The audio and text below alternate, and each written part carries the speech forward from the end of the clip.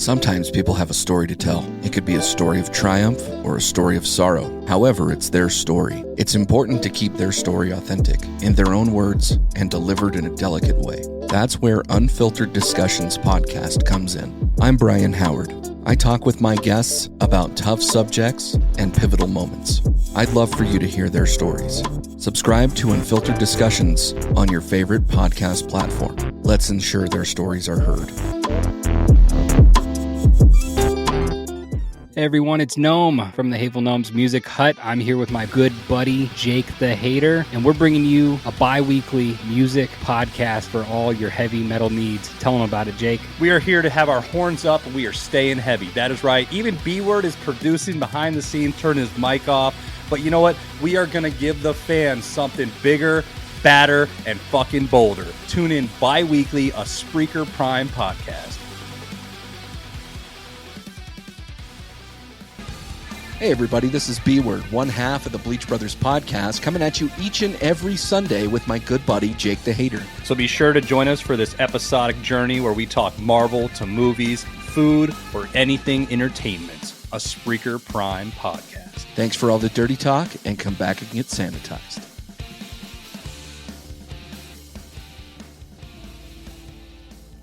You're about to listen to Whiskey Hell Podcast, a show centered on recent news, excellent craft beer, and absolute debauchery.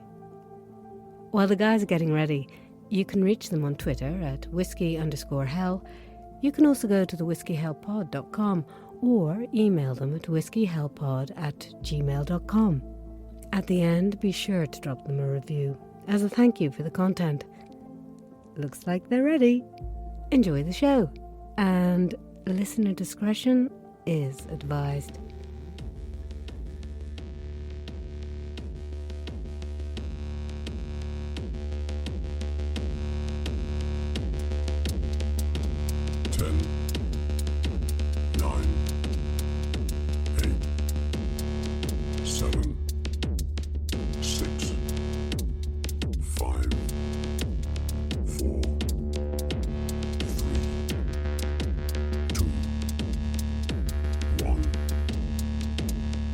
Saturday, September 16th, 7:33 p.m. This is the Whiskey Hell News, your podcast that takes on all the little narratives that came out in the past week. We try to tie them up in a nice little bow for you so that you can wade through the mire of shit that we're having to deal with daily. I'm Steve McShane. And I'm Fitz. Happy to be here. Heck of an auspicious start to the show. Really, McShane, start over. Just want me to run it back. No, this is a well-oiled machine, man. We're gonna go with it. We're gonna go with it. This is how we do it. Yeah, we're gonna make this work. It's fine. It's fine, and it's oh shit. This is gonna be a good show. I can tell already. So for everybody who's in chat, whoever is not in chat, I'll tell you that we just ran headlong into a concrete barrier going 80 miles an hour. So. Just completely fucked that up. Oh, Jesus, totally my fault. Awesome. But that was awesome. That's all right. That's all right.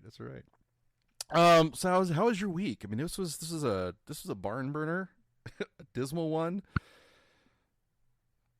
It was a barn burner. Lots going on. Really, actually, for me, tough to keep up with everything. You know what's weird is I think it was like Wednesday. We were texting in our private chat and just kind of saying, hey, maybe we can get to some of the stories from the past couple of weeks we haven't been able to get to because things were slow. The week started out really slow. And I mean, we had 9/11, and commemorating that 22 years ago, which is just awesome. But just the beginning of the week was just dumb. And then like about Wednesday night, weird shit again. I mean, I know that's shocking to everybody listening at home that weird shit's happening, but just the media narrative, and I guess McShane, I guess that's what we are. That's our job now. Our role is to kind of step back and say, okay, look at how they're attacking this person over here for this thing, Right. but they're completely ignoring this person over here for this thing. Yep. And it's just weird to watch certain people getting dragged through the mud and then others not. I mean, like they went after Russell Brand this week. He's finally a target. You had Russell Brand got shot at, not shot at literally, but I mean, there's rape allegations. There's all kind of stuff happening with him now. The New Mexico governor, she's not being talked about at all now. No. The NYC giving up civil servants OT pay, that's not being talked about. You've got cyber attacks, major cyber attacks in Las Vegas. Yeah. That's not being talked about. But COVID's coming back. You know, we've got that. That's all over the news. And Mexican aliens, which were amazing. And Lauren Boebert's boobs. Well, I was going to say, Lauren Boebert just showed up fucking rocking those ladies. And I'm a fan. I'm not a fan of her politics. I'm not a fan of her as a person, but that dress, Lauren, call me. She is not a bad looking individual. And no, she's not. You know what? I don't want to say that yes, everybody should go out and be lewd in public. That's not really my point. Maybe no, it's not my point. I had to double check that. But who hasn't gotten, copped a feel? Somebody's like done a little something in the theater. I would still do it if I could get away with it, I think, or if somebody wanted to. And that was like staple growing up, right? Oh, totally. I mean, that kind of was one of my kinks. Is I liked to see how much I could get away with at, like, weddings and stuff. Anywhere. Yeah, anywhere. But okay. So in that same conversation, we do have trans people teaching 3-year-olds how to twerk. Correct. And that is somehow okay. It's but totally fine. two consensual adults out on a date night, getting a little busy and feeling each other up, that's not okay. I am confused, and I would like someone to explain that to me, because for me, I mean, keep the fucking kids out of it. And I know this was sort of a family-friendly event, but you can clearly see there's no kids around. Well, that, and also it's Beetlejuice, which is not like a super family-friendly theater. I've been to it. Right. Yep. There's swearing left and right. There's sexual innuendos. There's gay innuendos. There's trans. I mean, it's an adult theater, or it's an adult play. So you might have taken kids there, but I think they're getting the understanding of, okay, wow, yeah, we're out with mom and dad, and wow, he just said fuck. I mean, that was cool. Yeah. Now here's the other problem. And I know we're getting way ahead of ourselves. We haven't even gotten to the beers, but this has bothered me all fucking day. My only question is, was she charging him that night? I don't know. That dress would say that she may have been charging him. I don't know. You don't wear a dress like that, and not want the entire world to look at those beautiful, beautiful breasts. B, you don't wear a dress like that and hope that your date doesn't touch you. You wear that dress because you want him staring at you all night and lusting after you all night. And he went after it. He totally did. Yeah. And nobody's the wiser around him. Nope. Anyway, what are you drinking? Well, McShane, sticking with the theme of the evening. So I went to my dock sale again yesterday. I took a long lunch and went, and what's cool is the dock sale is only like 5 minutes from my work. So I bombed down there, and they're doing it a little bit different now. It's not been going on for a few weeks. They had to revamp some things. And anyway, long story short, I'm basically filling up these boxes with as much beer as I can cram in them without them overflowing. Like, they don't want overflowing boxes, but you fill up the box with whatever you want. And I find this beer that has no label. It's a brown bottle. It's got a cork in it. And I'm like, ooh, what is this? Now, the only thing I can tell you about it, the gal that was there said, we have no idea what beer that is. We don't know where it came from. Wow. She said, I can tell you it's from Monkless. So I was like, okay, we're already got one in the win column, because Monkless does some good Belgian stuff. When I uncorked it, it is indeed a Monkless beer, because they brand their corks. But otherwise, I know nothing about this beer. This could be anything from a light farmhouse all the way up to a fucking quad. That is okay. This is gonna be fun. Right? That's why I was like, I got to do this on the show. You just derailed the show as much as Lauren Boebert did at the very beginning. Yeah. I So fucking love this. I have no idea what I'm drinking. I'm going to do my best to, give the flavor notes to people listening at home, and we can all play the game together. So we'll see. I love it. I love Yeah. it.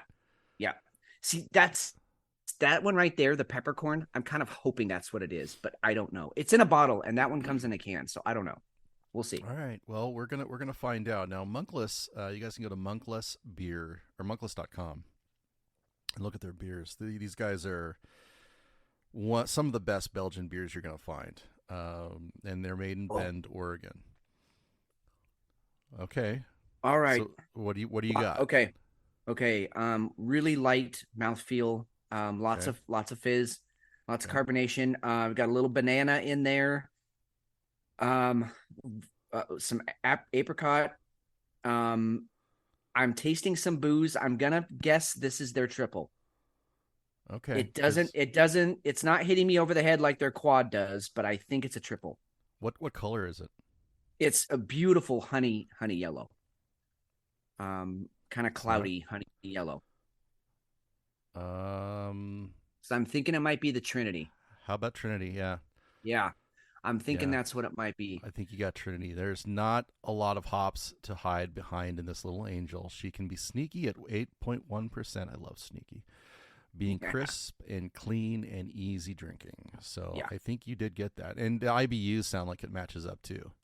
Agreed. Yep. I think that's what it is. Well, that's a fun fucking game. I hope every week I go, they have a bottle that got the label torn off and no one knows what it is. That's badass. I want to go up there when we get up there. I'm hoping we can get up there by end of the year or after the first of the year. Oh, dude. I mean, obviously, it goes without saying. I would love that. That'd be just so great. I mean, and I just even when the weather turns, it's just this whole place takes on a different character when it's cold and rainy and you want to just get into a pub and just, warm up with a beer. It's just, that'd be awesome. So yeah, let's make that happen. All right. I'm going to call it Trinity. You good with that? Mm-hmm. Absolutely. That's exactly what I think I got here.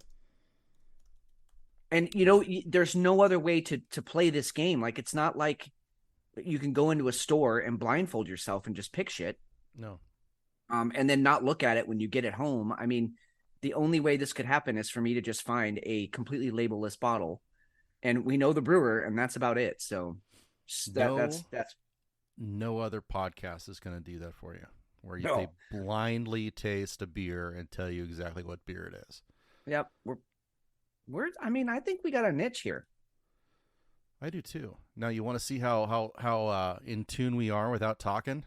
Oh, you did not. I did. I've never had this beer before. Horny Devil is our interpretation of a Belgian-style golden ale, brewed with authentic Belgian ingredients, including candy, sugar, and a Trappist yeast strain. Yeast strain. What is going on in my mouth?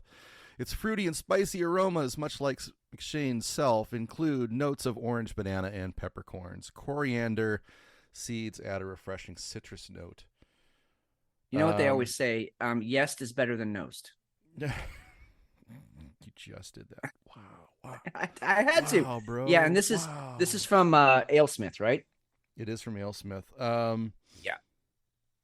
They're another one that I dare you to find a shitty beer from AleSmith.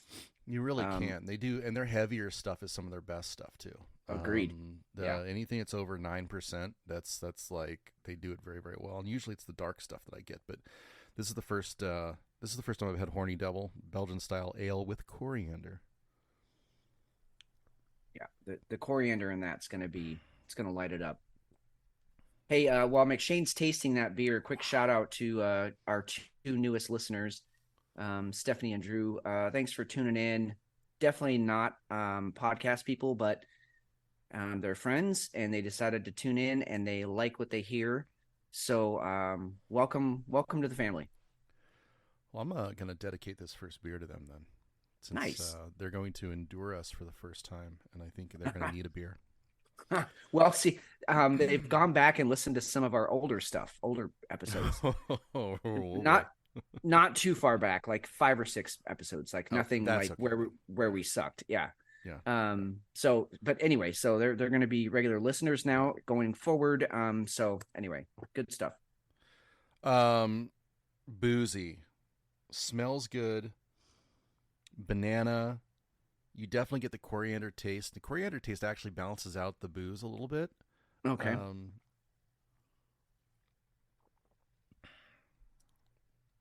It's a very full mouthfeel.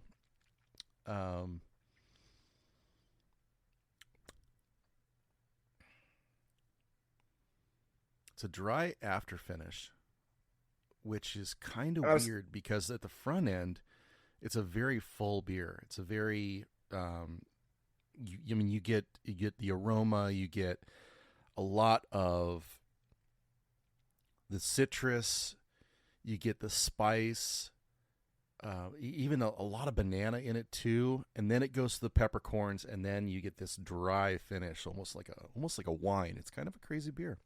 I was gonna ask if the banana was overpowering. It sounds like it isn't.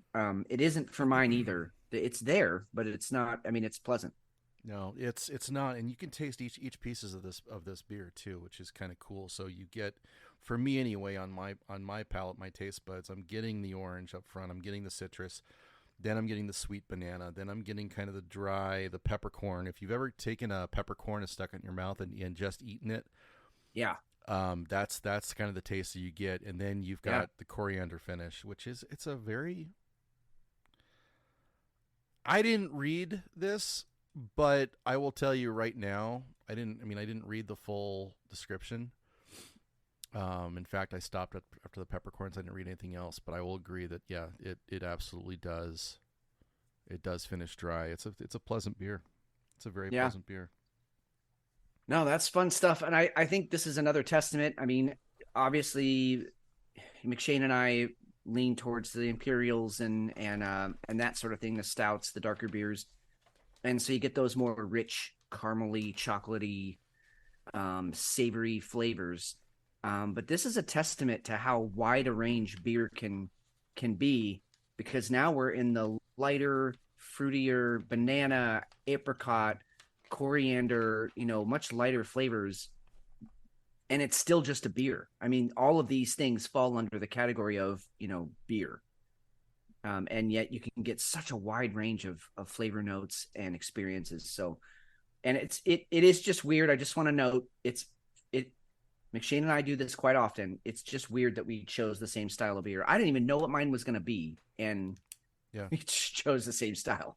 Yeah, and again, we don't prep like that. In fact, we don't talk about the news stories unless there's something where one of us are calling bullshit on, or we one of us finds something in addition to something that we pulled up during the week. We do no talking about any of the beers. So, that's I like it when we do that. Me too. It's a little creepy because it makes me think you're in my head, but whatever. Have fun in there. It's cool. Oh, good God. Aaron L. Buttercup, thank you for joining us in chat. We appreciate you guys listening and jumping in here. We hope that we're not going to disappoint you this evening. And Buttercup, we truly want you to get better. We know you're sick, and we hope that this is the medicine that you were asking for. Yep. Right straight through your ears, all the way down into your nether regions. We want this to be the healing. That's right. Elixir. Deep in your loins. Yep. And Aaron, I'm really glad you were late, honestly, because God damn, we butchered the beginning of this show, and I'm just glad you didn't have to hear that. Yeah, this was not for professional podcasters. No, It really wasn't. No, but that's okay. That's okay. We'll see what makes we'll see what makes the edit. It might be fun. Who knows? It might be. Oh shit! All right, where are we headed first in this circus of news? I want to go here. I want to talk about. So we don't really have any real housekeeping this week, but we're going to do some updates real quick, and I think this is a really good one. Yeah, I agreed. And Of course, firings at Twitter have left us with no one to call to flag content that is abusive or even incitement to violence. We're now seeing that almost anyone can promote disinformation for the price of a blue tick. So it's not all bad. We have teamed up with the platforms to elevate reliable information around COVID and climate, to amplify trusted messengers, and we have quite an army of them out there who want to take UN content and promote it within their followings, and also educating users on how to slow the spread of disinformation. Our new slogan that we want to have everybody have in their ear when they're online is pause, take care before you share. But yet, we do feel like we are in an information war and that we need to massively ramp up our response. So we're creating at the UN a central capacity to monitor and also have the ability to rapidly react when mis and disinformation and hate speech is threatening not just our people, our operations, but also the issues and the causes that we're working on. But also, we're going to be gearing up our verified initiative around climate change and developing this UN code of conduct on information integrity on digital platforms, hoping to set global standards that we can all advocate around so that we can collectively work for a more humane internet. UN's Undersecretary General for Global Communications wants to massively ramp up any information war on disinformation with an army of trusted messengers. Well, that's nice. I mean, we're already getting some comments here in the chat. I know all of our listeners at home, I know we're all thinking the same thing, but I'm just going to say it the way it sort of hit me when this came out earlier in the week. You know, back in the day, if I walked into a room and I told everybody in the room, hey, I am a 6'3" black man, everybody in the room would turn and look at me and go, he's full of shit, because clearly he's not either of those things. And it was verifiable. It was like, bam, right there. And so the community could either peer pressure me or just completely ostracize me as a liar, and then I would be not relevant anymore. And I feel like that's what X is trying to do with community notes, which is somebody throws something up that's bullshit, and all of us as a community get to come in and chime in and say, yeah, parts of that are true, or the whole fucking thing's false. Get this person out of here. And then we don't listen to that person anymore. That's how it works. This person is saying, actually, it needs to go through our filter first, because we'll tell you what's true and what isn't. These are the same people that told you that the vaccine was going to stop the spread. They're the same people that told you the vaccine was not harmful. They're the same people that when we knew the vaccine was harming young men, they said, no, it's not the vaccine. It's the same fucking people. And now they're pushing their climate change bullshit. Well, which has been proven false on 100 different ways in 100 different scientific papers. But no, we're going to push our agenda and we're going to say we're the truth. It's unbelievable. Not only are they going to try and silence that, though, they're going to also have their disinformation army. Yeah, exactly. So that brings us to a story that dropped just earlier today. Joe Biden's TikTok army received hundreds of thousands from George Soros to push left-wing causes. $5.5 million were moved. That's cute. Jesus, when is that fucker gonna die? I mean, I'm not wishing death on it. Well, no, I am actually. He's handed off the regime to his kid. I know, and his kid is just as bad. Oh, he's worse. He's worse. He said some things that, like, even I think George went, "Ooh, hey son, let's tone it down a little bit." Yeah, no, you're right. This shit's generational, and that wealth is going to be passed down to him. So yeah, he's going to use it for evil. God damn. And they're taking advantage of Gen Z. And one of the things that bothers me the most is I don't know that Gen Z is going to pull their heads out of their asses fast enough, because I can tell you for sure if you and I and Hefe had access to Twitter or to TikTok or to Instagram at that time and all the shenanigans and shit that we were up to, if we had figured this stuff out, we would have been like, I just got paid $300,000 for just liking something or going ahead and going ahead and posting this. Hey, go ahead and check out the Inflation Reduction Act that Biden just signed. And if you're going to pay me that much and I don't have to go get a real job, I might have got suckered into that. Now I'm older and wiser now. I'd like to think that I was smarter back then, but I'm not so sure. No, I wasn't. I'll be honest. I wasn't. I mean, I was the kid that thought all the strippers actually wanted to take me home and fuck me. I mean, I was gullible back then. I was, we all were, dude. You were so desperate for sort of that peer, approval. You wanted to be the cool person. I mean, and we were in a group of friends that, being cool was to make fun of yourself before anyone else could make fun of you. And so we were keeping each other on the level. We weren't overinflating ourselves, but I'm not so sure either. I think I'm with you. I think I probably would have taken the money and been like, yeah, I'll endorse this thing. I don't even know what the fuck it is, but I got paid. Let's go to the strip club. Aaron in chat, if I had TikTok at that age, I'd be in prison still today. Now, you guys need to go listen to I Had to Say It pod. Aaron's phenomenal. And I'm not saying we have the same views on everything because I don't think we do, but you're going to get a lot of you're going to get a flamethrower of positive thinking, thoughtful discussion, and he's going to give it to you right between the eyes. And I fucking love that. And I'm right there with you. I'm right there with you, Aaron, on that. It's a generational war. It truly it is, and it's frightening to me because who are the kids on TikTok and Instagram who are looking up to? Who are they going to look up to? It's not going to be the Gen Xers who are out there. We're just flipping everybody off. It's going to be these jackasses who are just there to look good, and collect clicks. It's really, really frustrating. Really, really frustrating. I agree. You have two awful things going on, which is a really gullible younger generation. I think they're extra gullible. I don't know. Maybe now probably we were that gullible too.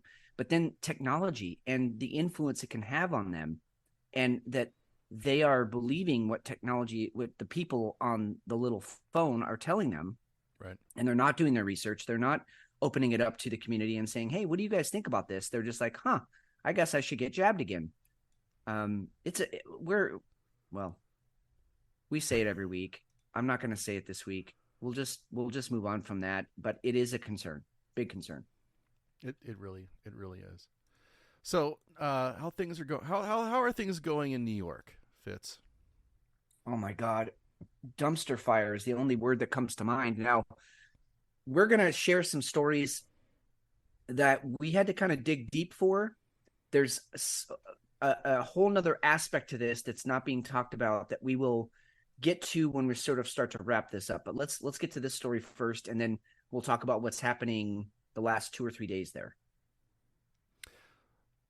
Well, let's throw it out to Mayor Adams. And then what happened? Okay. Started with a madman down in Texas decided he wanted to bus people up to New York City. 110,000 migrants. We have to feed, clothe, house, educate the children, wash their laundry sheets, give them everything they need, health care. And this team here, we stated, let's do everything possible before we have to push it out into neighborhoods and communities. Month after month, I stood up and I said, this is going to come to a neighborhood near you. Well, we're here. We're here. We're getting no support on this national crisis, and we're receiving no support. And let me tell you something, New Yorkers. Never in my life have I had a problem that I did not see an ending to? I don't see an ending to this. I don't see an ending to this. This issue will destroy New York City. Destroy New York City. We're getting 10,000 migrants a month. One time we were just getting Venezuela. Now we're getting Ecuador. Now we're getting Russian-speaking coming through Mexico. Now we're getting Western Africa. Now we're getting people from all over the globe have made their minds up that they're going to come through the southern part of the border and come into New York City. Okay. Yeah. Now, we started off with it being Fuckstick. Governor Abbott's fault. Yeah. And now Yeah. we've moved into a kind of racist comment. It is kind of. You're right. Especially for a city, a state that's supposed to be a melting pot. It's a sanctuary city. It's in a sanctuary state. But now it's not okay. And then he points to actual different people who are coming. Argentina, Brazil, we've got some Russians. Ecuador. What the fuck? West Africa. And I'm sorry, what does the Statue of Liberty say? Give us your tired, your poor, your huddled masses. But unless you're from one of these countries that I'm going to list off here, fuck you, dude. Fuck you, Adams. So Texas is supposed to shoulder the entire weight of this problem. Yeah. I mean, and he called Governor Abbott a madman. Right. A madman for saying, look, it's not just my problem, dickhole. Take some of these people and help. That's him being a madman. Actually, that sounds to me like, hey, let's spread the misery until you idiots are ready to close the border or at least do something to minimize this. He's talking about 10,000 migrants a month. There are parts of Texas that are arresting 7,400 people a day. A day. They have to house those people. They have to, in our justice system, supposedly, quote unquote, give them a fair trial, deport them if that's what the decision is. I mean, it's a mess, and we are being overrun, inundated by migrants. And I think it's safe to say 90% of these people are probably just coming here because the floor is open, and why not take a chance and maybe I get a better life out of this. But there's 10% of those people that I think are being recruited and paid to come here. In fact, I've seen some videos where people are saying, where are you from? I'm from China. How much did they pay you to come here? $300 to come here, and then I get a monthly stipend. Like, what? Who's paying you and why? So we have a huge problem, and it's bigger than New York City. It's certainly bigger than Mayor Adams. And what are we doing about it? That's what I'd like to know. What are we doing? I mean, Trump at least was going to build a wall and reinforce the border. He was going to put, here's the wall. Now we're going to actually have, border patrol that's going to actually do something. Unlike what we have now, where it's, we've got a wall, people can climb the wall, and the border patrol is just going to stand there and watch. Yeah, that's what the marching order is now. Well, border patrol is actually the ones. I mean, Texas Rangers are going and putting up fences with locks on them. Border patrol is coming and cutting the locks. The federal mandate is that we need to let everybody in. So one of the things, the reason why this story caught our eye this week was because the mayor is going to issue, or has issued, a directive to implement an overtime reduction initiative for the city's 4 uniformed agencies: NYPD, FDNY, DOC, and DSNY. Okay, so they're going to directly to the civil servants and saying, you know what, we can't pay you overtime because we got to pay for these migrants. I mean, wow. I am absolutely shocked that this is well, you get what you pay for. You voted for this jackass.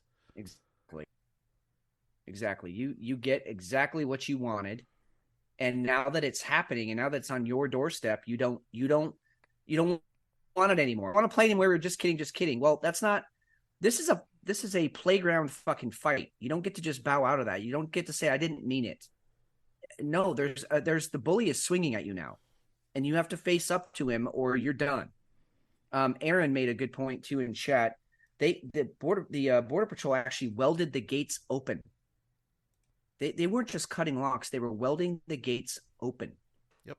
I mean, and I want to go on full record. I was one of the ones, I am not a Trump supporter in any way, shape, or form. I think he's a fucking idiot. No, I know he is, but he might be the fucking idiot we need right now, because when he was putting the walls originally, I was the one saying, hey, show me a 12-foot wall, a 13-foot ladder kind of thing, and all the tunnels that we know are coming in. But you know what? I'm looking back on it now, and he was looking at a ship that had 1,000 holes in it, and he was just trying to plug up half of them, which buys you time, which allows you to reevaluate and not sink as fast. Right now, we're just making more holes.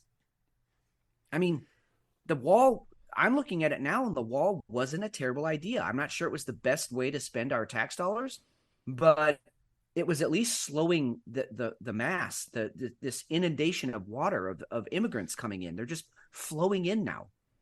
And I'm not condoning Trump or anything that he's ever done or said, but I'm saying that the wall kind of is looking like a better idea right now. And we're not against having, immigration. If you want to go through the process to go ahead and get in, fine. You want to cool. There's no reason. Just like if somebody from the U.S. wants to go someplace else, okay, go through the rules to go ahead and get into that country and become a citizen. It's perfectly fine. There isn't any issues with that. Right. But this bullshit. Now I want to pivot over to Italy. About 6,800 migrants arrived in Italy on the island of Lampedusa in one day on the 14th of September. So 2 days ago. There's only 6,000 actual citizens on this island. They now have 6,800 migrants. That's an invasion. And you can't tell me that this stuff doesn't look coordinated. Yeah, well, yes, exactly right. Exactly right. And that's how it feels. and so you're gonna, the people in Italy are already saying, hey, wait a minute, this isn't okay. Just to wrap up New York, the last 3 days has had some major, getting pretty violent riots. And how much have you seen on mainstream media about that? Zero, nothing. The people are fine. We're going to cope with it. All you see is Mayor Adams and clips of him saying that we're going to get through this. You don't see that actual New Yorkers who have been there for a long time and screaming and shouting, saying, yes, I'm from immigrant families, but my family came through Ellis Island. They did it the right way. We worked hard. We worked our way up, and now we're here and we deserve to be here. You don't hear any of that message.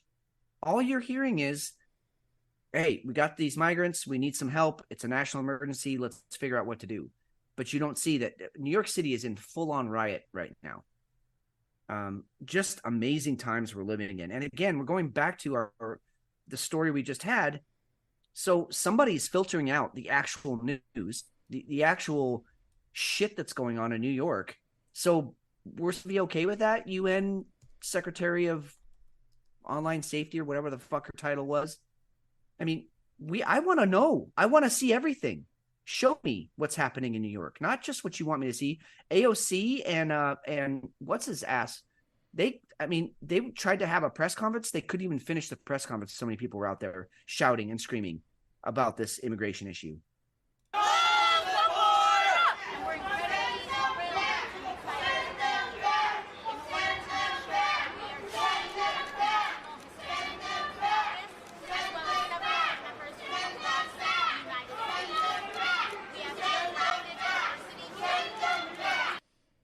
That's from a press conference that she was trying to have in front of one of the hotels.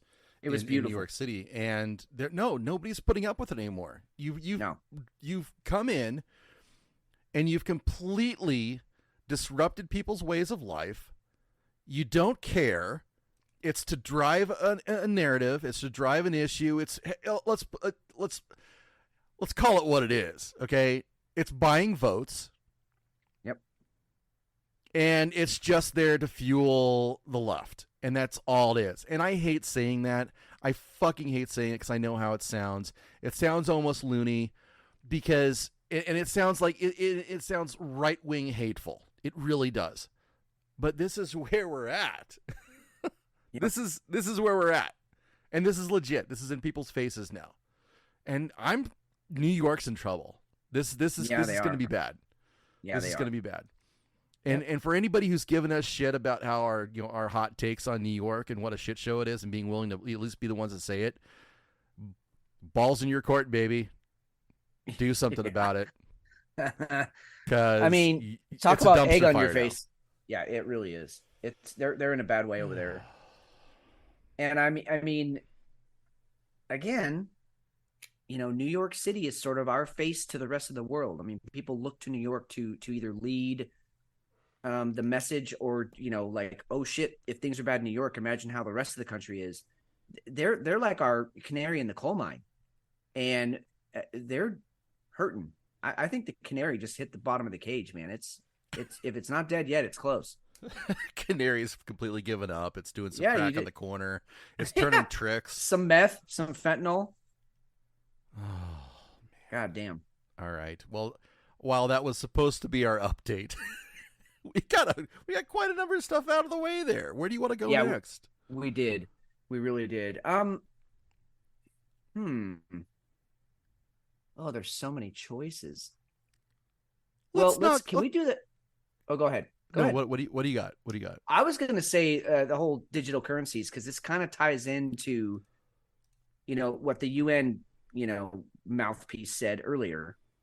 And now we have, the G20 coming out this week and officially announcing their digital currency plans.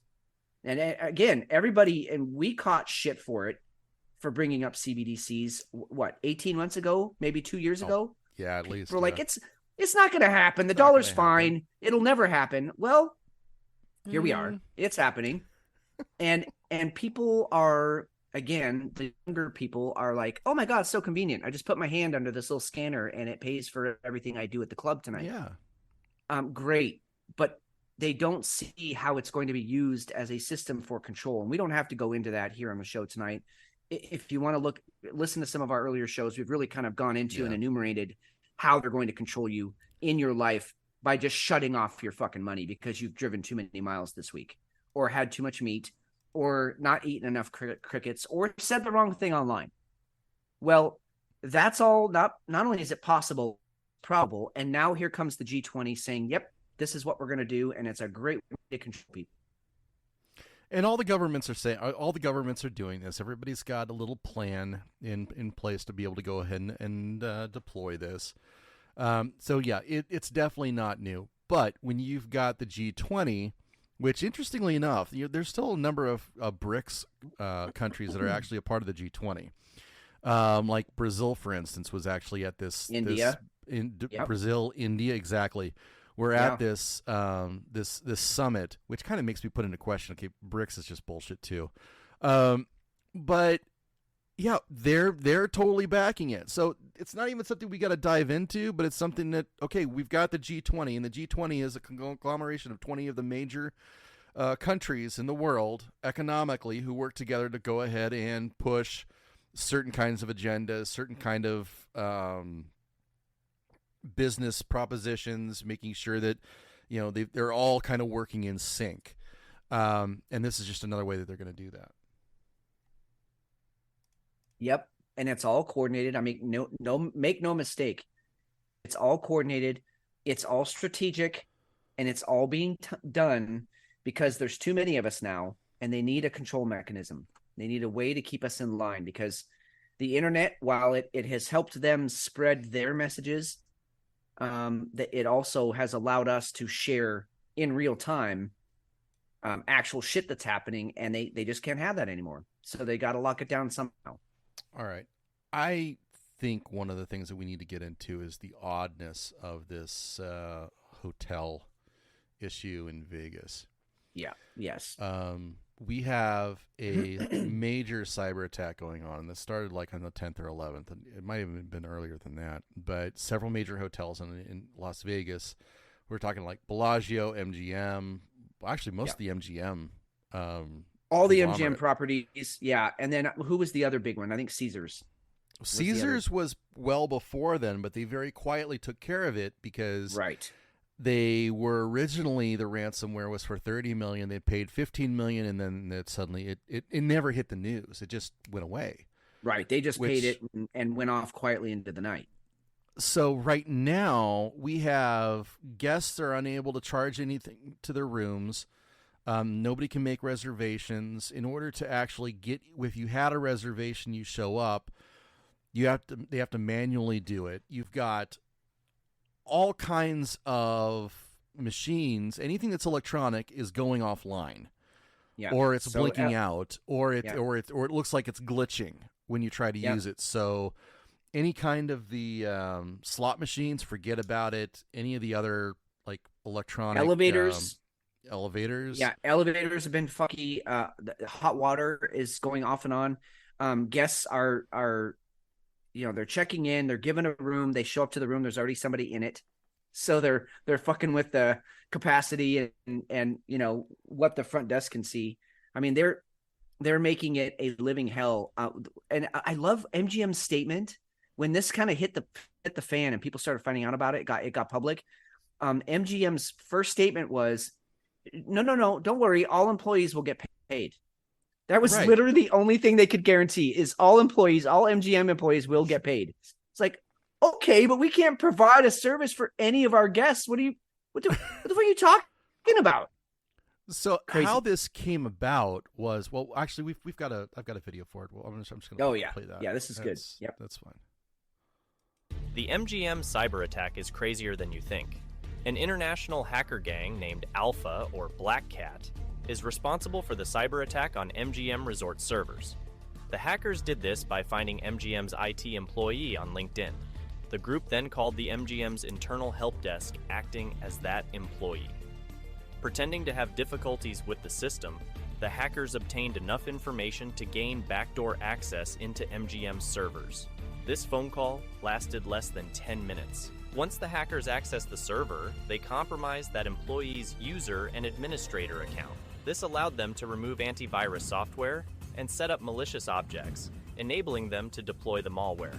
This malware was detected on MGM servers on Sunday night, September 10th. Black Cat requested MGM to pay an unknown amount of ransom, but MGM refused.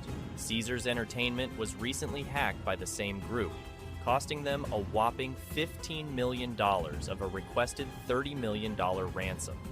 Caesars Entertainment cooperated with Black Cat hackers, resulting in uninterrupted business. Immediately following the ransom request, MGM decided to shut down their systems and switch to manual operations. Shortly after, the outages at MGM properties began. On Monday, September 11th at 8:27 a.m., MGM issued a statement notifying the public of the cyber attack. 19 of MGM properties are affected. This chaos means MGM's losing about $13 million every day. Do you think MGM should have paid the ransom like Caesars Entertainment did? Let me know in the comments. As of right now, whether or not MGM has paid the requested ransom is unknown. However, their servers and systems are still down. So that was from September 14th and from Las Vegas Issues. Or you can go to @Vegas Issues to go and follow those guys. I'm finding myself paying a lot more attention to stuff that's happening in Vegas. Yeah. Since it's an adult playground, I think it's in play for a lot of things. Well, and I've been there was an article, I should have sent it your way. I think it was on Axios. They were basically saying how these, multi-billion-dollar companies really don't have that great of cybersecurity. I mean, they have a team of people who monitor it and put in, what is it? Not Norfolk. What is the antivirus? NORAD. No. You're talking about McAfee? No, the other one. Anyway, they have these people that say, yeah, we've got this antivirus stuff going on and we should be safe. But really, it was as easy as a guy calling up and saying, I'm having trouble accessing my shit. The person felt sorry for him, gave him everything, and now you're done. And I'm sorry, but Caesars, you may have paid the $15 million. Bet your ass they left a back door in that. So yeah, they're letting you operate, but when they come back and they say, "Hey, we need another 15 million," and Caesars is like, "Well, we upped our security. You can go fuck off." There's a back door put in there. You guarantee it, and an MGM too. So this is not over. This is a developing story. This won't be over for a long time. Larry Flint's Hustler Club is giving away free lap dances as long as you can show that you're a MGM visitor, tourist, as long as you're staying there. Really? Yeah. That's brilliant, the Hustler. Yep. Yeah. I think we need to go ahead and send Hefe there so that he can report on the ground. Boots on the ground. Yep. Absolutely. Boots on the ground. Yep. Which, by the way, Hefe may be dropping in. We'll see. This is a little bit different night for him. He's hanging out with his kiddos tonight. So we'll see. He's not actually working. So there's no set time. But if he does not come in, or if he does come in, doesn't matter. Hefe, we know you're listening at some point. So thank you for thinking about us. Norton antivirus. Norton. Jesus Christ. Why was that so hard? You know, why does my brain do that? It locks away some certain things. I think it's like playing games with me. It's like, hey, I know you want this word, but we're going to put it way over here. And you need to scratch your balls twice, bend over and fart, and maybe let you hear that word. Or maybe not.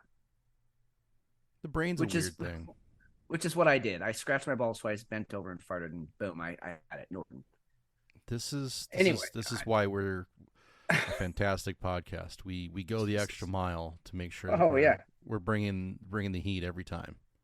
Bringing the heat, indeed. I don't want to spend a lot of time on this, but I do want to bring a little bit of attention to the COVID bullshit of the week. Yep. You found this nugget of goodness. This might be my favorite. No, it might be my favorite COVID story ever. Just go ahead, read it. Read the headline. Oh my gosh! Sore throat, then congestion. Common COVID symptoms follow a pattern now, doctors say. Doctors who treat describe the ways the illness has gotten milder and shifted over time to mostly affect the upper respiratory tract. Now, that's not the beautiful tweet that NBC News, the jerk-offs that they are, posted. No. One of the things that we preach is the spin. You've got to look at what the narrative, what's being driven, what is the clickbaity bullshit. NBC News, doctors say they're finding it increasingly difficult to distinguish COVID from allergies or the common cold, even as hospitalizations tick up. Weren't we saying this 2 years ago? Yes, we were. And now we're blaming allergies? Yeah. It is, that it's, basically, and we still have the anomaly that, there were 0 flu cases in the United States in the year 2020. 0. It was all COVID. No flu at all. Nobody got the flu. Everybody got COVID. We still have that anomaly to talk about, but we've been saying that since the beginning, that the symptoms are, and it's an upper respiratory flu is what you get. But now they're saying you can't even distinguish it from allergies. I'm sorry. I have allergies. Moving up here to Oregon was a huge culture shock for my allergy system because we are here in the Willamette Valley. We are the grass capital of the world. Go ahead and look that up. And so during grass seed season, everything is, the pollen is so thick, we actually have AQI alerts for it. There's so much pollen that they have to give an air quality index alert. And so allergies, I know allergies. I have never been hospitalized for an allergy. And yet headline is reading, they don't know how to distinguish it from allergies, even though hospitalizations are ticking up. Okay, so which one's true? You can't tell it from allergies, or a lot of people are going to the hospital. One of those has to be true. The other one can't be. Because if you're going to the hospitals, it's not allergies. I'm going to tell you that right now. And then if you go on in the article, It talks about how the symptoms progress. It talks about the symptoms that you get, the muscle aches, the fever, the chills. I've never had an allergy give me those things. Nope, never. I mean, as a person like you who has an incredible amount of allergies, I get the difference. So going back to this tweet and how fucking clickbaity it was, you got to watch out for that. And I also thought, I think you found this one too, the South Korea paying for the COVID jab deaths. Yeah. That's interesting. Are we getting to the point where somebody's actually going to take responsibility for some of this stuff? I don't know. Well, I mean, I this is a big step because there's been some governments around the world who have said, yeah, we're never going to mandate vaccines again because we see that it causes a lot of damage, and they've admitted that. This is taking it to the next level. They're actually paying people who have vaccine injuries because, you know, in most of the Asian countries, and especially in Korea, I mean, you follow the mandates. It's not even, you don't question it at all. They're not taught to question anything. I actually have a really funny story about that, but they don't question. So the government says, yeah, we should be taking this jab. So everybody did it. And they had a ton of vaccine injuries. And so they're like, hey, we're going to pay what's the equivalent of $22,000 US dollars. Correct. To everybody who took the jab and got injured. That's huge. That's huge. And just I mean, for as far as the St. Vincent story that we have here, it says it's going to be if a family member dies within 90 days of receiving the COVID-19 vaccination. Okay. Even if an autopsy cannot determine the cause. So that seems fair. It does seem fair, right? Yeah, because we were counting, you know, car accidents and cardiac events as COVID deaths.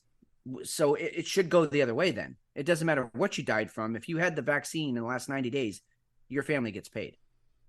And it looks like it's not. It looks like it's retroactive too. So if it can be established, then they're going to get paid out.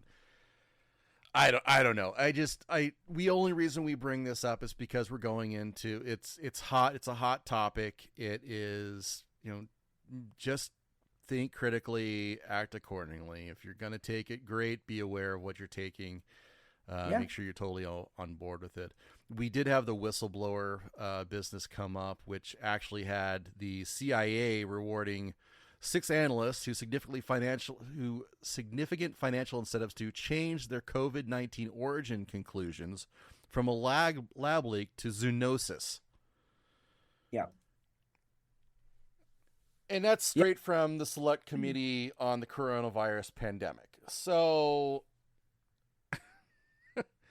it's just more bullshit, man. I mean, it's just more all of bullshit. It. And I mean, we've known that. I mean, at this point, if you still think that COVID came from a wet market and from bats, then I'm sorry. I don't know how to help you. You need to probably not listen to this show. But the rest of us are we get it. We know it was a lab leak. We know it was funded by the US. We know Fauci was in it. Well, we know the whole world was on board with it. That's the problem. That's right. It's the whole world was in on it.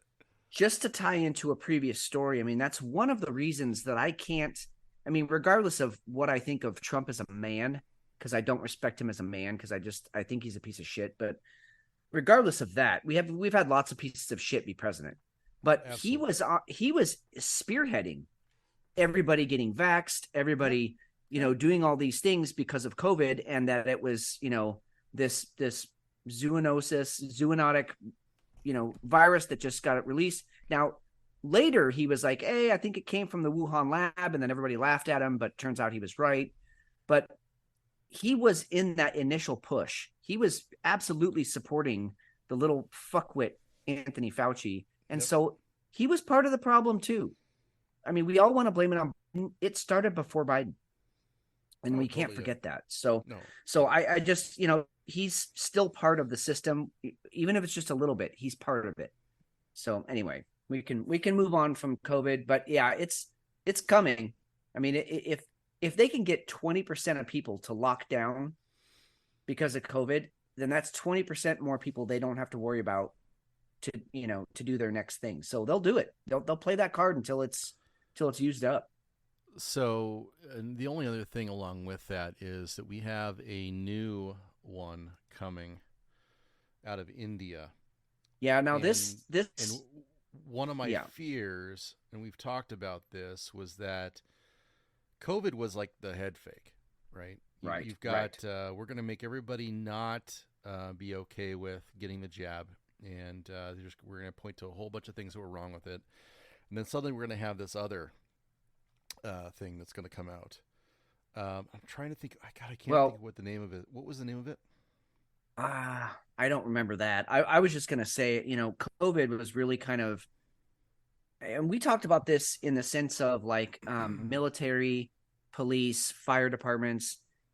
COVID really sort of separated the wheat from the chaff, right? You had the people that were gonna, yes sir, and salute and do their duty and take the jab, and then you had the other people that they just weeded out, and they're like, hey, if you're not gonna take it, you're fucking out. So now all that's left in the military and in police departments and sheriff departments is order followers. They'll follow it to the letter. If you tell me to go shoot my neighbor, I'll do it because that's my orders. And we've talked about that, but now in the general public, you've also separated the wheat from the chaff. Now we know the wills and the will nots. And so now we get to release this, to your point, possibly release this actually deadly virus. And it could take out a lot of people. Because the rest of us are going to be like, fuck that, I'm not taking a vaccine, and then I'm dead. And so I mean the joke's on me, I guess. I don't know. Well, and I guess what we're alluding to is Nipah, right? This is the India's little issue that they've got now, and up to 75% of there's basically 75% of the people who are coming down with this are dying. Period. There's no fix for this. There's no there's no vaccination. There's no way to come back from it other than that you just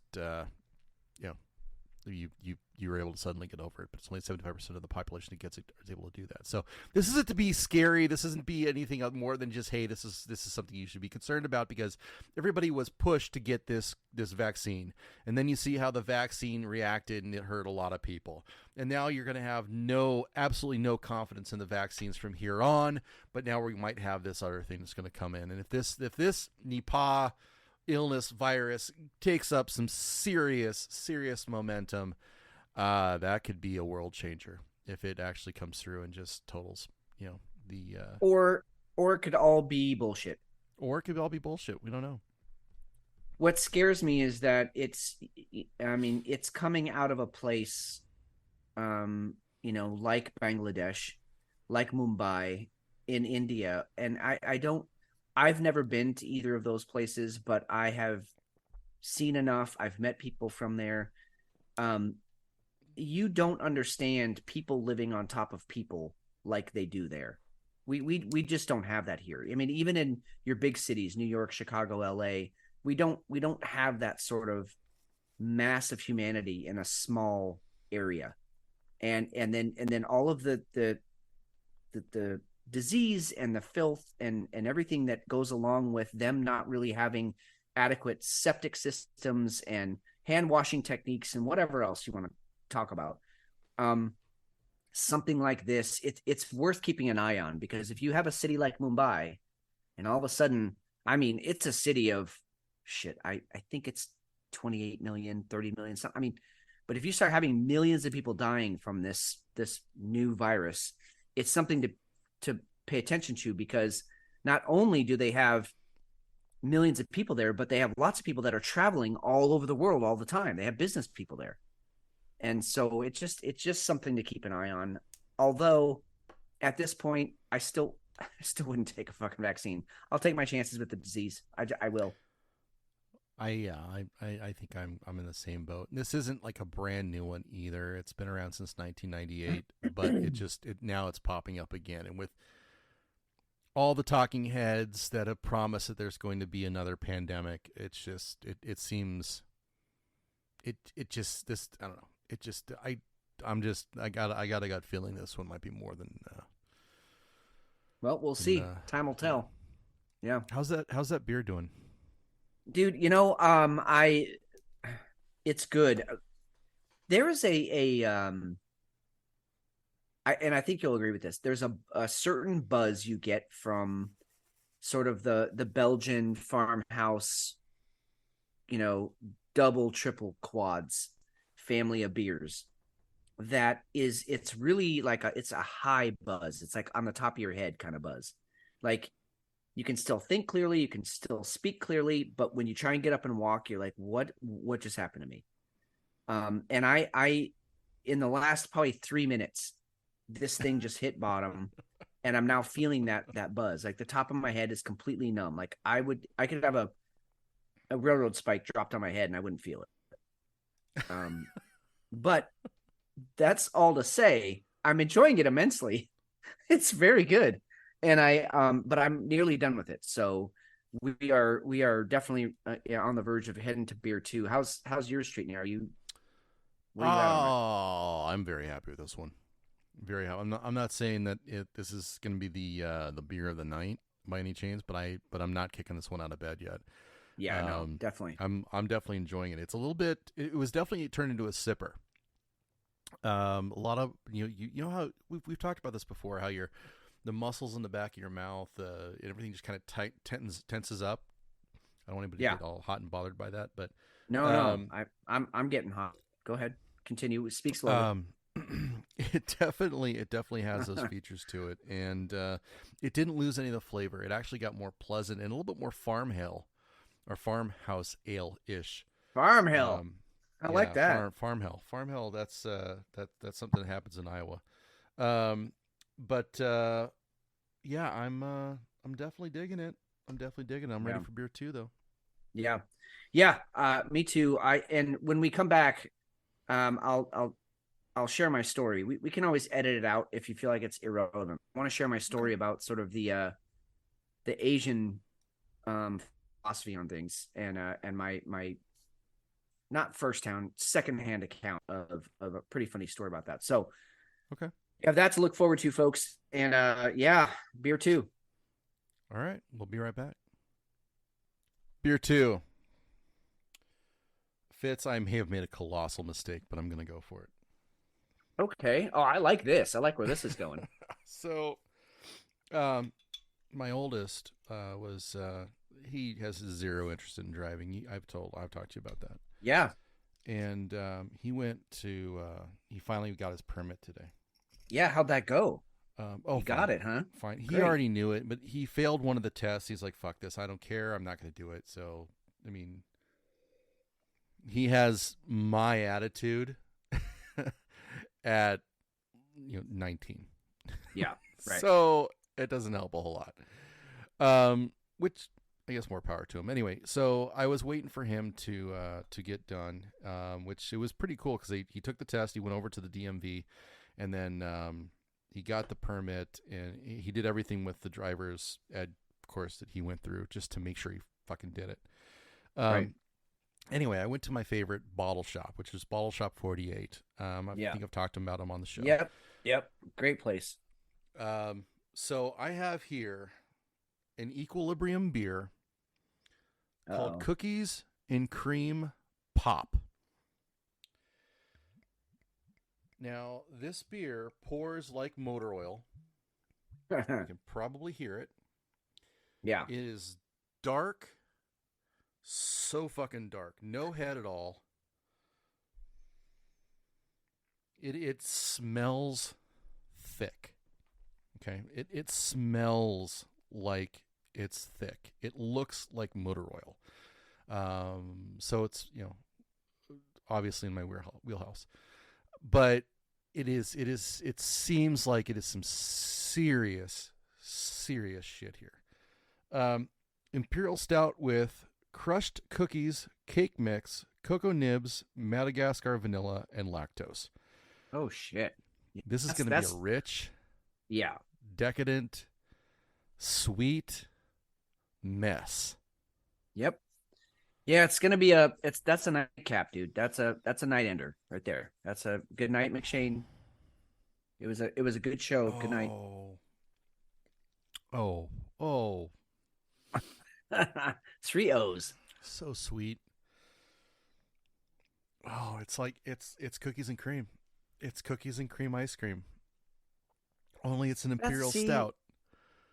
Again, just to reiterate what I said in the beginning of the show, you can just run the gamut beer that you just can't do with any other beverage. You can't do that with wine. You can't do that with wine. You can't do that with a soda pop.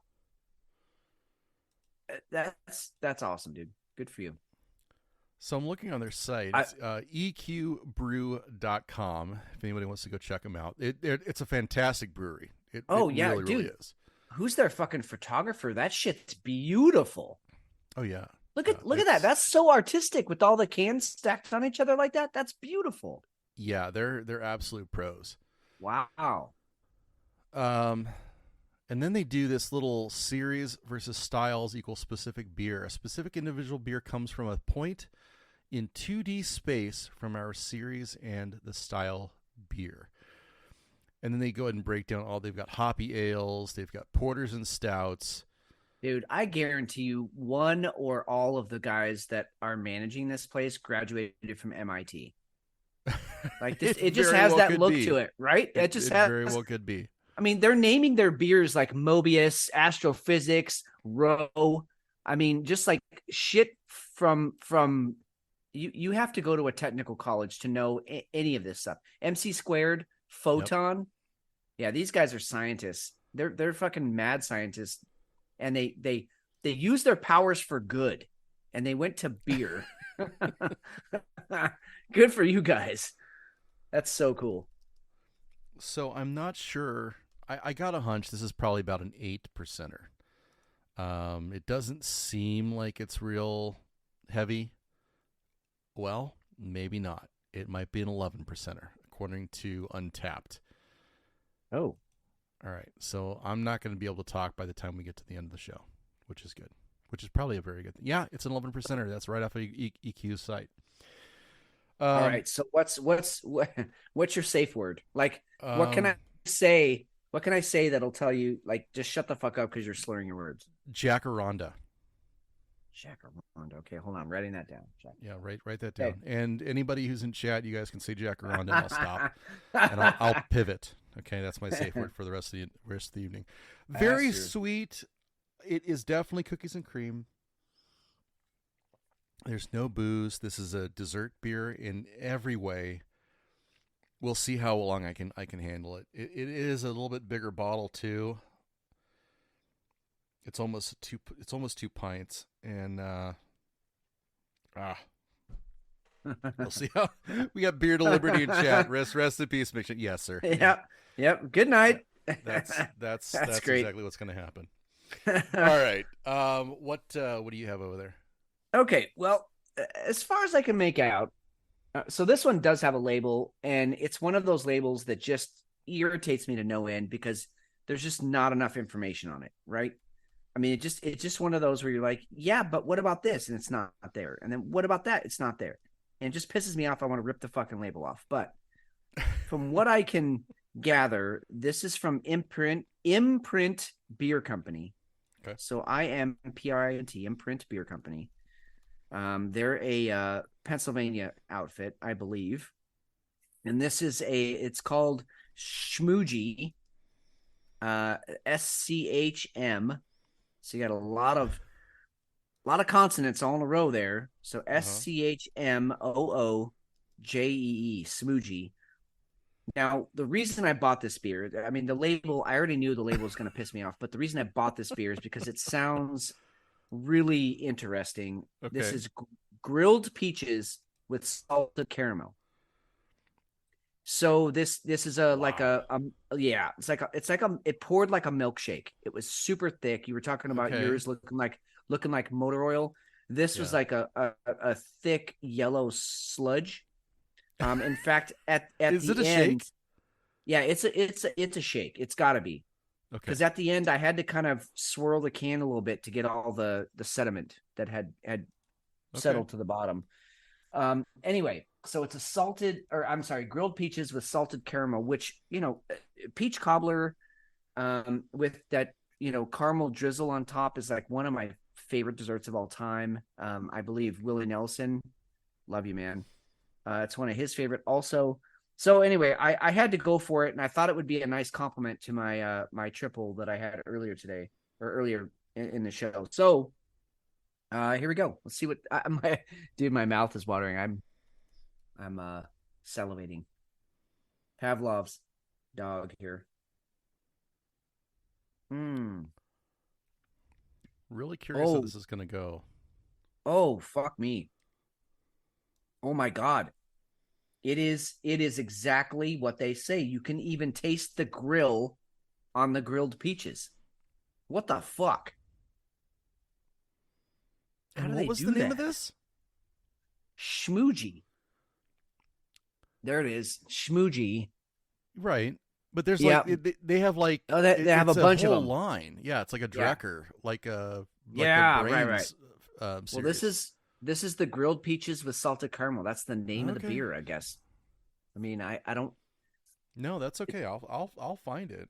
Oh Grilled fuck! peaches This is with salted- really. So Oh, that's so these okay. peaches. All right. They picked them at exactly the right time because there's just the right amount of sweet and sour in this peach, and then like I said, there's a little bit of burnt, like they grilled them on an open grill, and then you get the salty caramel on the end. Fucking phenomenal.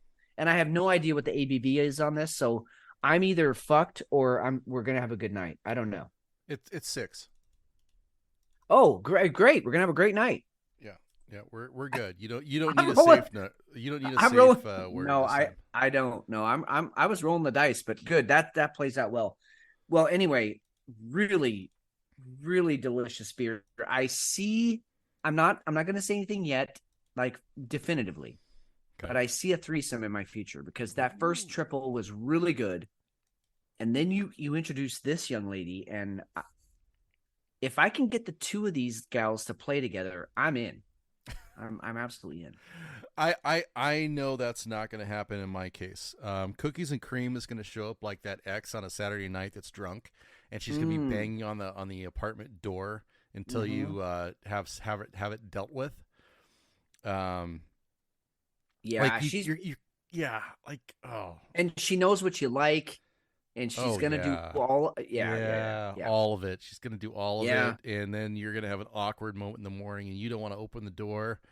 No. You don't want to open the door. Nobody wants to open the door. But then you're like, you know what? It's Saturday night and I'm home alone. Well, yeah. Maybe I want to. Of course, you're gonna answer the door. Maybe I want to Yeah. open the door. Should I open the Why door? do we? Maybe I should open the Why door. do we all have that experience? Why do we know what you're talking about? Like that's Because we used to be young and fun. All of us were. weird. What? I was never young. What are you talking about? I was sometimes fun and never young. All right. What do we got? All right. Let's dive in here. The Libertarian Party wants conservatorship over old timers. I love this.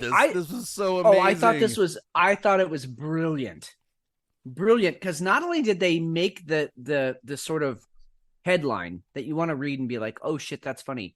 They went through and literally enumerated point by point. Why do we want to do this? Why is it good for the country? And how is it legal? They went through the whole thing. It's an amazing thread to read, actually.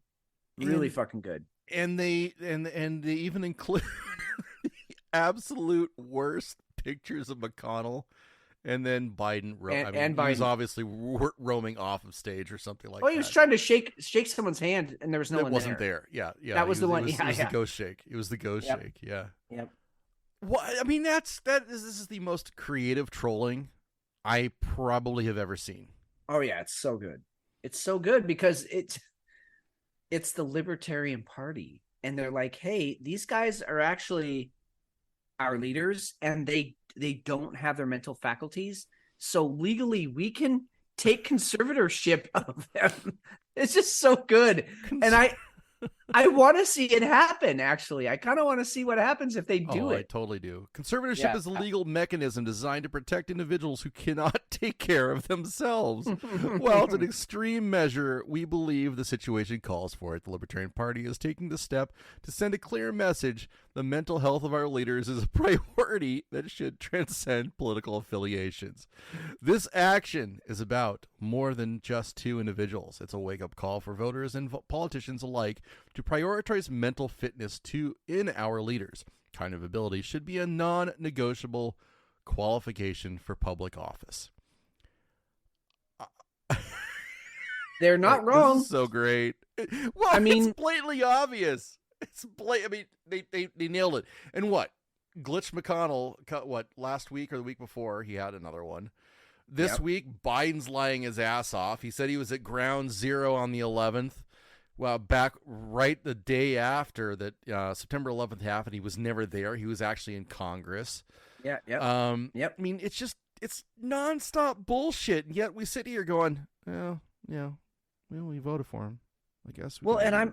I'm wondering, like, okay, all right, like, what other profession? Like, okay, you go to your kids, kindergarten classroom just to like pick them up, and the teacher comes and they're like, oh yeah, Johnny had a great day, and you're like, that's not my son's name. This is actually Greg. And they're like, yes, but Johnny had a great day, and I think. One thing that I did with Johnny is, and you're like, dude, that's not my fucking kid. Not my and fucking kid. You would never tolerate that in education. You would never tolerate that if your airline pilot came on the intercom and was like, hey, I hope you're all going to enjoy the flight to Houston. And everybody's looking around going, wait, I thought we were going to Chicago. Philly. Yeah. What? We're not going to Houston, you fucking idiot. You're fired. To their point, we need some accountability here with our politicians. There has to be I don't know if it's a mental acuity test every year or every 6 months or what, but we have to make sure that the people who are making these decisions are actually still capable and have their faculties enough to make the decisions. I completely agree. Biden has his fucking hand on the red button. He could press it at any time. Yeah, he's got the football, baby. Unbelievable. All right, next one. You started this earlier in the week. Okay. All right, good. Yes, we're going to Fetterman. I love it. Okay, I don't care what he's doing on the screen. I really don't care. Well, I kind of do. Well, it's kind of. He was trying to punk Republicans. Nobody gives a shit. Whatever. Nobody. Well, but the fact is that this doesn't look like the same dude. It's not the same dude. Look at his tattoos. That's all you have to do is start there. Look at his tattoos. I don't understand why they're marching this individual out, whoever the fuck he is. He's not John Fetterman. They're marching this guy out with completely different tattoos. And we're all supposed to ignore that and just be like, well, that's John Fetterman. That's the guy that we elected. No, it's not. I'm not on the tattoo kick. I'm not, because so we're going to be at odds on that one. I did a little bit of research the other night, and I think the tattoos are on point. It's this one that you found, which drove me fucking crazy. Yeah. It's not the same fucking guy. No, it can't be. The head shape is different. Original John Fetterman 1.0 had a goatee.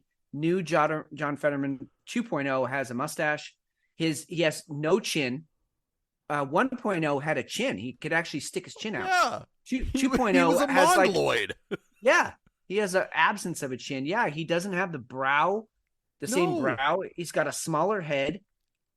He's gone from wearing hoodies and basketball shorts to button up bowler shirts. Yeah. This is Bob that you bowl with on Saturday nights. Yeah. And he doesn't he also doesn't have the ear handlebars, right? No, he doesn't. Yeah, the ears are way different. Look at how 1.0's ears tilt back. Yes. And this guy's don't do that. They don't tilt back. No, and look at the mongoloid ridge. That's a terrible word. Yeah, I don't care. Whatever. No, I mean it is. On the front of his face, it's not there. Let's say it's Cro-Magnon. It's a Cro-Magnon bulge. And even the nose is different. It's not the same guy. It's not the same guy. And so, okay, all right. So, everybody, get out your tinfoil hats. Grab them. Put them on. Yes. Okay. So, if they're willing to do this with this scab, why aren't they doing it with Biden? Of course they are. Why aren't they doing it with whoever? I mean, you fill in the blank. I mean, we know it's an established fact that Obama had 5 or 6 body doubles roaming around. Yes. Of course they're doing it with Biden. Of course they're doing it with this idiot. Putin has like 7 body doubles roaming around the world. Correct. But what's crazy is this guy's making statements on Fetterman's behalf. He's now in Congress voting on his behalf. Yep. Wake up, guys. Wake up to the fact that whoever you think you elected, that's not who's speaking for you. Now, let's go the other direction with this. Okay, because now, when was the last time that you think you saw Biden's body double? Because now we're only getting goofy Biden. We're not getting anything sane. He even had an outburst where he was screaming about something earlier in the week. Yeah, he went. Yeah, he did. You're right. I think they've stopped with the body doubles for him. Yeah, I think, and again, this goes back. We talked about this a couple months ago. I think they're done with Biden. He's done being a useful idiot. So they're just going to leave him. Just let him hang out to dry. Him and Hunter, they're fucked. Yeah. And remember, now, okay, so we had the Kamala thing last week, right? We had the Kamala poll. We've had Michelle's and her big dick. And now this week, I want to go ahead and throw in Hillary into the mix for the next presidential election. So now we've got 3. I think it's going to be a female, regardless. But Hillary was at the White House this week, and she also went on the news. She did the rounds, and she was pledging her support towards President Biden. Yeah. Now, if you follow sports, anytime a coach has, or a manager or a owner has any kind of, this is total tinfoil hat time, any kind of praise or puts in support for an individual, that's the individual's on the way out. Oh yeah, absolutely. So I'm adding Hillary into the wings now. No, I'm with you. I mean, it was all of a sudden, I mean, I almost forgot that fucking succubus demon bitch died. I mean, I was like, where's Hillary? And then all of a sudden, boom, she pops up, and it's concerning that she's making herself relevant again. That's what concerns me, because the only reason you need to make yourself relevant is because you're seeking some sort of public endorsement for some political office or something. And I just, God, she gives me the creeps. I mean, I think, what's funny is when Monica Lewinsky and that whole thing happened, and we found out that, Bill was getting BJs under the Oval Office. What was funny about the conversation, it was never about like, I wonder why he did it. Like, we all knew why he did it, because Hillary hasn't opened her legs in probably 3 centuries. Because I'm totally convinced she's a mummy. She's been around, since maybe the fall of Rome. I don't know. Hey, you need to include in there that you're not suicidal when you say stuff like that. Yes, I would never commit suicide. I love my life. I would never do anything like that. But it was like, well, obviously Bill would. I mean, here's this young, cute intern, with gorgeous eyes. Of course. The problem was that he cheated on his wife. Blah blah blah blah blah. Morality. Bleh. But nobody at no point at any time was anyone like, God, he's got the perfect life and the perfect wife. Why would he ever do that? It was always like, well, of course he would do that. We just found out about it. And now that same, I'm not going to use any terrible language here, but that same woman that forced poor Bill to get head under the Oval Office, poor Bill. She wants more power again, and that scares me, and I don't like it.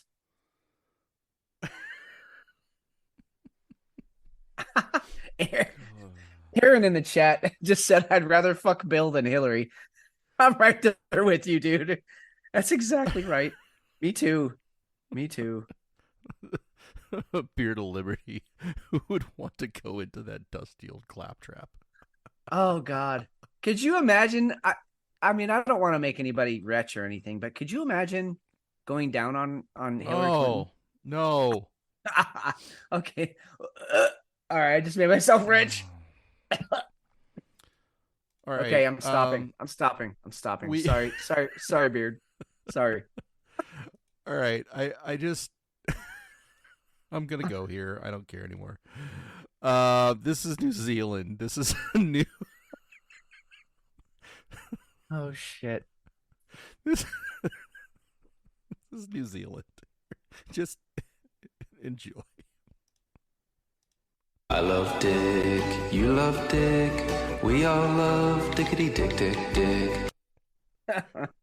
I love dick, you love dick, we all love dickety dick dick dick. But asking are you clean can be pretty mean.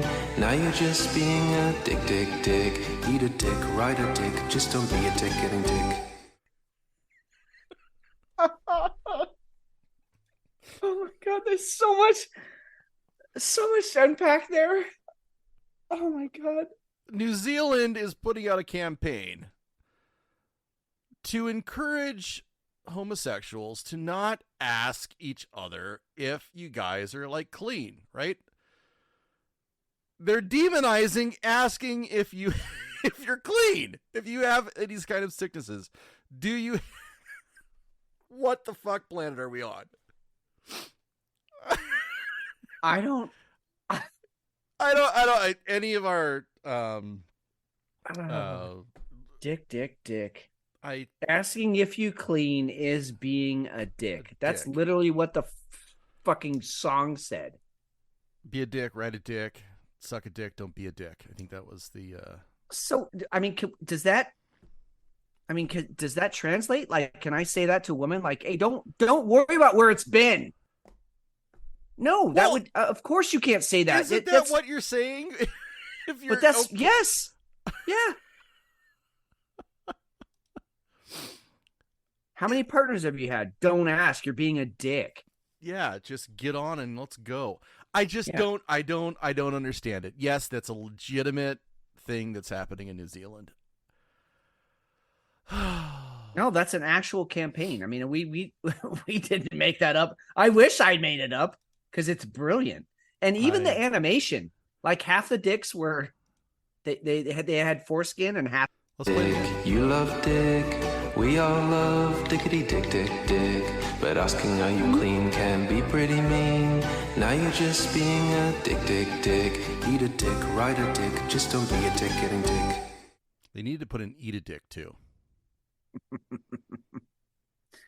I don't know where New Zealand's coming from. New Zealand's on its own fucking planet. Australia, I struggle with Australia too. New Zealand's on their own goddamn planet. And it goes back to that wench that was handling things, the PM there. Adhurst. Oh, yeah. Adhern. Yeah. I mean, I liked her at first, and then she got on the COVID train. Well, she got on the COVID train. She got on the suppression train too. And the guy who came in after her is just as bad. This is the guy who cried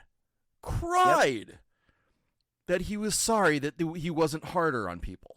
And that the next time it happened, they were going to go ahead and take care of business and make sure people were totally locked down. I feel like, you know, we all know Australia started out as like a prison colony or whatever.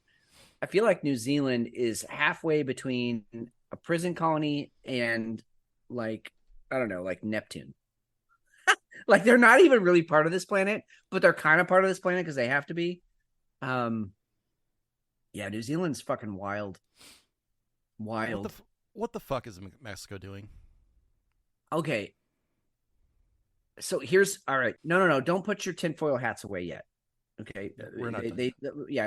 Because this one deserves some tinfoil hats. But yeah, let's get to this story. Mexico this week came out and said that they've had I'm sorry, I'm trying to say it with a straight face. They've had some alien bodies. They're very old. They're mummified.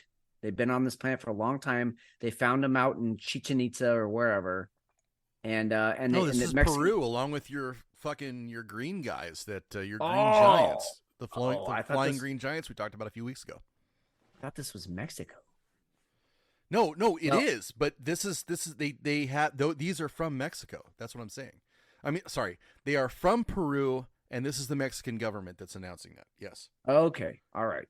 Well, either way, nothing about what they unveiled is not funny. So we're gonna get into all the funny, but let's go ahead and get to the actual headline here. Well, you can look at them. Who's buying this? I mean, there's nothing. There's no way this is real. It can't be. It's absolute shenanigans. It's somebody. I mean, you know what it looks like is somebody did a high school project, and they're like, "Hey, make a paper mache alien." And so some kid actually really did a really good job. And they're like, "Hey, can we use these for a press conference later today?" Because that's what it looks like. I mean, they're right out of Men in Black. And they're not even, I don't know. I don't, no part of this looks, feels, smells real. No part of it. Why are we still pushing this narrative, though? Here he is again. Question. Look at that. And he's holding it with one hand. He's just like this petrified. You can't even do that with a mummy. So you've got this elongated head, long gray body. I mean, okay, it's supposed to be petrified. That's not how bodies decompose either. No, what's it would have petrified fallen apart in? if it was 1,000 years old. Exactly. There's still tissue on it. It looks like paper mache. It looks That's like what I a high said. school project. That's exactly what it is. Yep. I could definitely make that happen. Given enough time and enough patience, I could make that happen. I just, and people are falling for this shit. It's just amazing. I know. I'm Pizza Pepe.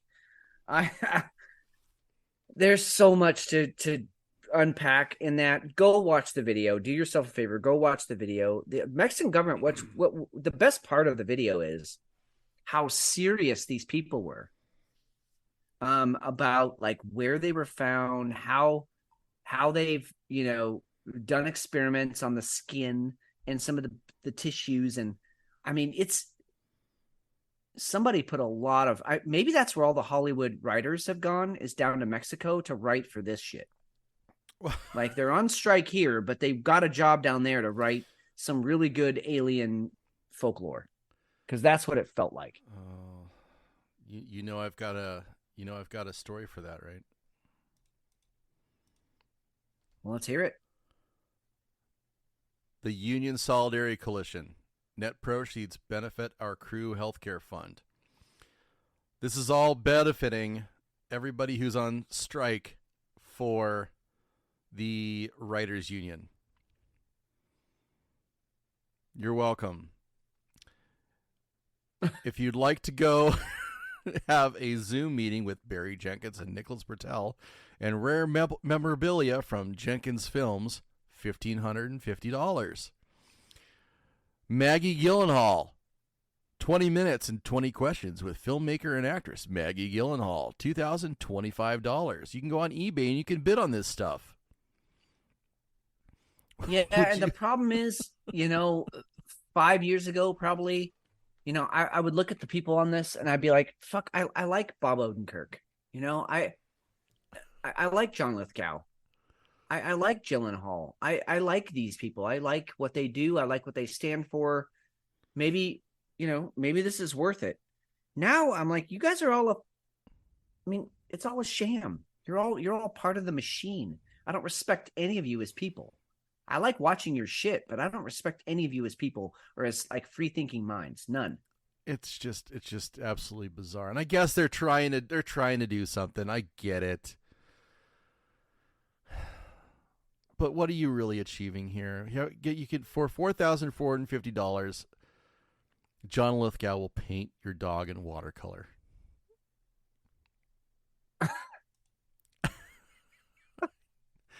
20 questions with a very busty Sarah Silverman, $1,975. God, yeah, she looks huge. She's got a great rack. She Where got did that yoked. come from? No, no, I mean, she's a put cute together girl. pretty well. Yeah, she's put together pretty well. But right there, just the way that the sweater is, it looks like she's an NFL linebacker with boobs. She told and a potty mouth. Yes. That might be the title of the show. NFL linebacker with tits. All right. Why not? All right. I'm adding it. Hang on. Mark it. NFL Hefe. That one's for you, Hefe. line That one's for you, man. With we have to say boobs too. It can't be tits. Boobs. Oh. Because Bummer. boobs are way, way, way less mature. Oh my God. You know what? Beard of Liberty. Great point. How much to how much to hunt them down in the woods out back? Dude, I would pay good money for that. Like, I want to see, hey, John Lithgow, it's cool that you can do watercolors of my dog, but what do those legs do, man? Can you run? Can you run? Get moving, bitch. Can you survive 3 days in the wilderness with no food or water? Go. Oh, that's funny. This is where we are though. But let's go ahead and pivot to a different union issue. Can we do that too? Mm-hmm. United Auto Workers. There's some whiplash for you. Yeah. 600 employees are going to be canned. I think it was by GMC. But they're going to be... No, Ford. Was it Ford? Okay, it was Ford. Yeah, Ford. The UAW has announced that they will strike against Ford, GM, and Stellantis starting tonight. That was as of the 14th. So it out the door. Okay. And yeah. So what? It's done. Yeah. What was great about this strike was, in my opinion, was it wasn't like, hey, in 3 weeks, in a month, we're going to strike, so you better pony up. They literally, that morning, they woke up and they're like, we're striking by midnight tonight. Pony up or we're out. And they fucking held to their guns. I mean, they literally gave them like 12 hours notice, and that was it. They walked.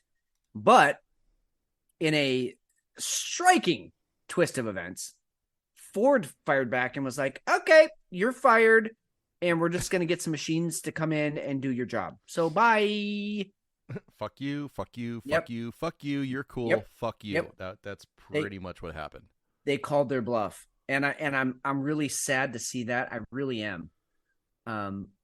You're going to have these workers, and yeah, exactly what Aaron's saying. You're going to have these workers that they're skilled. They're going to go to other companies that aren't UAW. Right. And aren't unionized, and they'll find a job. I mean, they'll be okay, but slowly but surely, this kind of shit's just going to keep happening. And pretty soon we won't have any auto workers at all. It'll all be automated, and the car makers won't give a fuck. Why not spend $3 million on a machine today that will run in perpetuity? It doesn't need lunch breaks. It needs maintenance costs every year, but not much. It doesn't need benefits. It doesn't have a fucking family, no sick kids. It just works. So I'll spend that money up front if it means I don't have to deal with your cranky ass for the next 10 years until you retire. And then I still have to pay your pension. Fuck that. Get out. So they're trying to get a 40% raise. They want $300,000 a year. Yeah, that was a little much. A little aggressive. That seems like a lot. I don't know. I don't have any idea what they're due. Okay, I'm not working a line. But I can guarantee you, especially when you talk to the owners or the CEOs, the workers point to the 40% that they're making. Okay, a year that the raises that they're getting. Oh, and right. there's no conversation about that. There's no explanation for that. So they're trying to make a point, which I agree with. I don't see why 100%. a CEO needs to be making, $30 million a year. I'm sorry. Yeah, you're the face of the company. You kind of keep things going, I guess, but you're not the one who's actually making the cars. So if it's just the UAW trying to make a point, that's interesting. But it does point to a larger issue that, you've got CEOs across the board that are it's just fucking out of control. Yeah, I mean, and I'm not, like you said, to your point, I'm not saying CEOs don't deserve a generous salary. It gets absorbent when you have a CEO who keeps getting raises every year, and yet the poor stiff working stiff who's coming in trying to make a living wage for his family. And let's throw inflation into this conversation.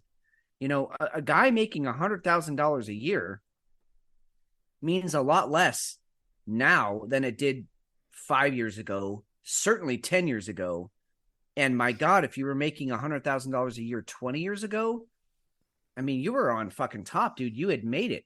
And now these guys are making $100,000 a year, and it doesn't mean shit. So, I mean, I want these people to make a living wage. I don't think it should be $300,000 in order to be a living wage. That's ridiculous. I mean, we should have an economy that should work, that you can afford a house on a, you know, $50,000 to $70,000 a year wage. You should be able to afford a house. You should be able to pay for everything. Absolutely. You should be able to have a roof over your head, be successful. You should feel good about the things that you're doing.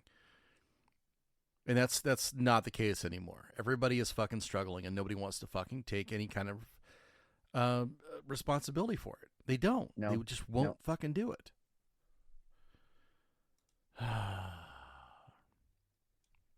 What's next? What do we want to hit here? Can we quickly talk about there's been some new targets. We talked about it briefly in the beginning of the show. Russell Brand has now been targeted. He, you know, I love what he did, which is what he's always done. He was completely honest. Well, I'll let him talk. I don't want to talk for him. This was kind of a great, just it's you know, 2 minutes, 45 seconds long. You can listen to the whole thing later, but we'll play you a short snippet. But he's completely open and honest here, which means he's telling the truth. It means I have nothing to hide. Don't believe what you're hearing about me, because I'm the real deal. So really, I love his response. Hello there, you Awakening Wonders. Now, this isn't the usual type of video we make on this channel where we critique, attack, and undermine the news in all its corruption, because in this story, I am the news. I've received two extremely disturbing letters, or a letter and an email, one from a mainstream media TV company, one from a newspaper, listing a litany of extremely egregious and aggressive attacks, as well as some pretty stupid stuff, like my community festival should be stopped, that I shouldn't be able to attack mainstream media narratives on this channel. But amidst this litany of astonishing, rather baroque attacks are some very serious allegations that I absolutely refute.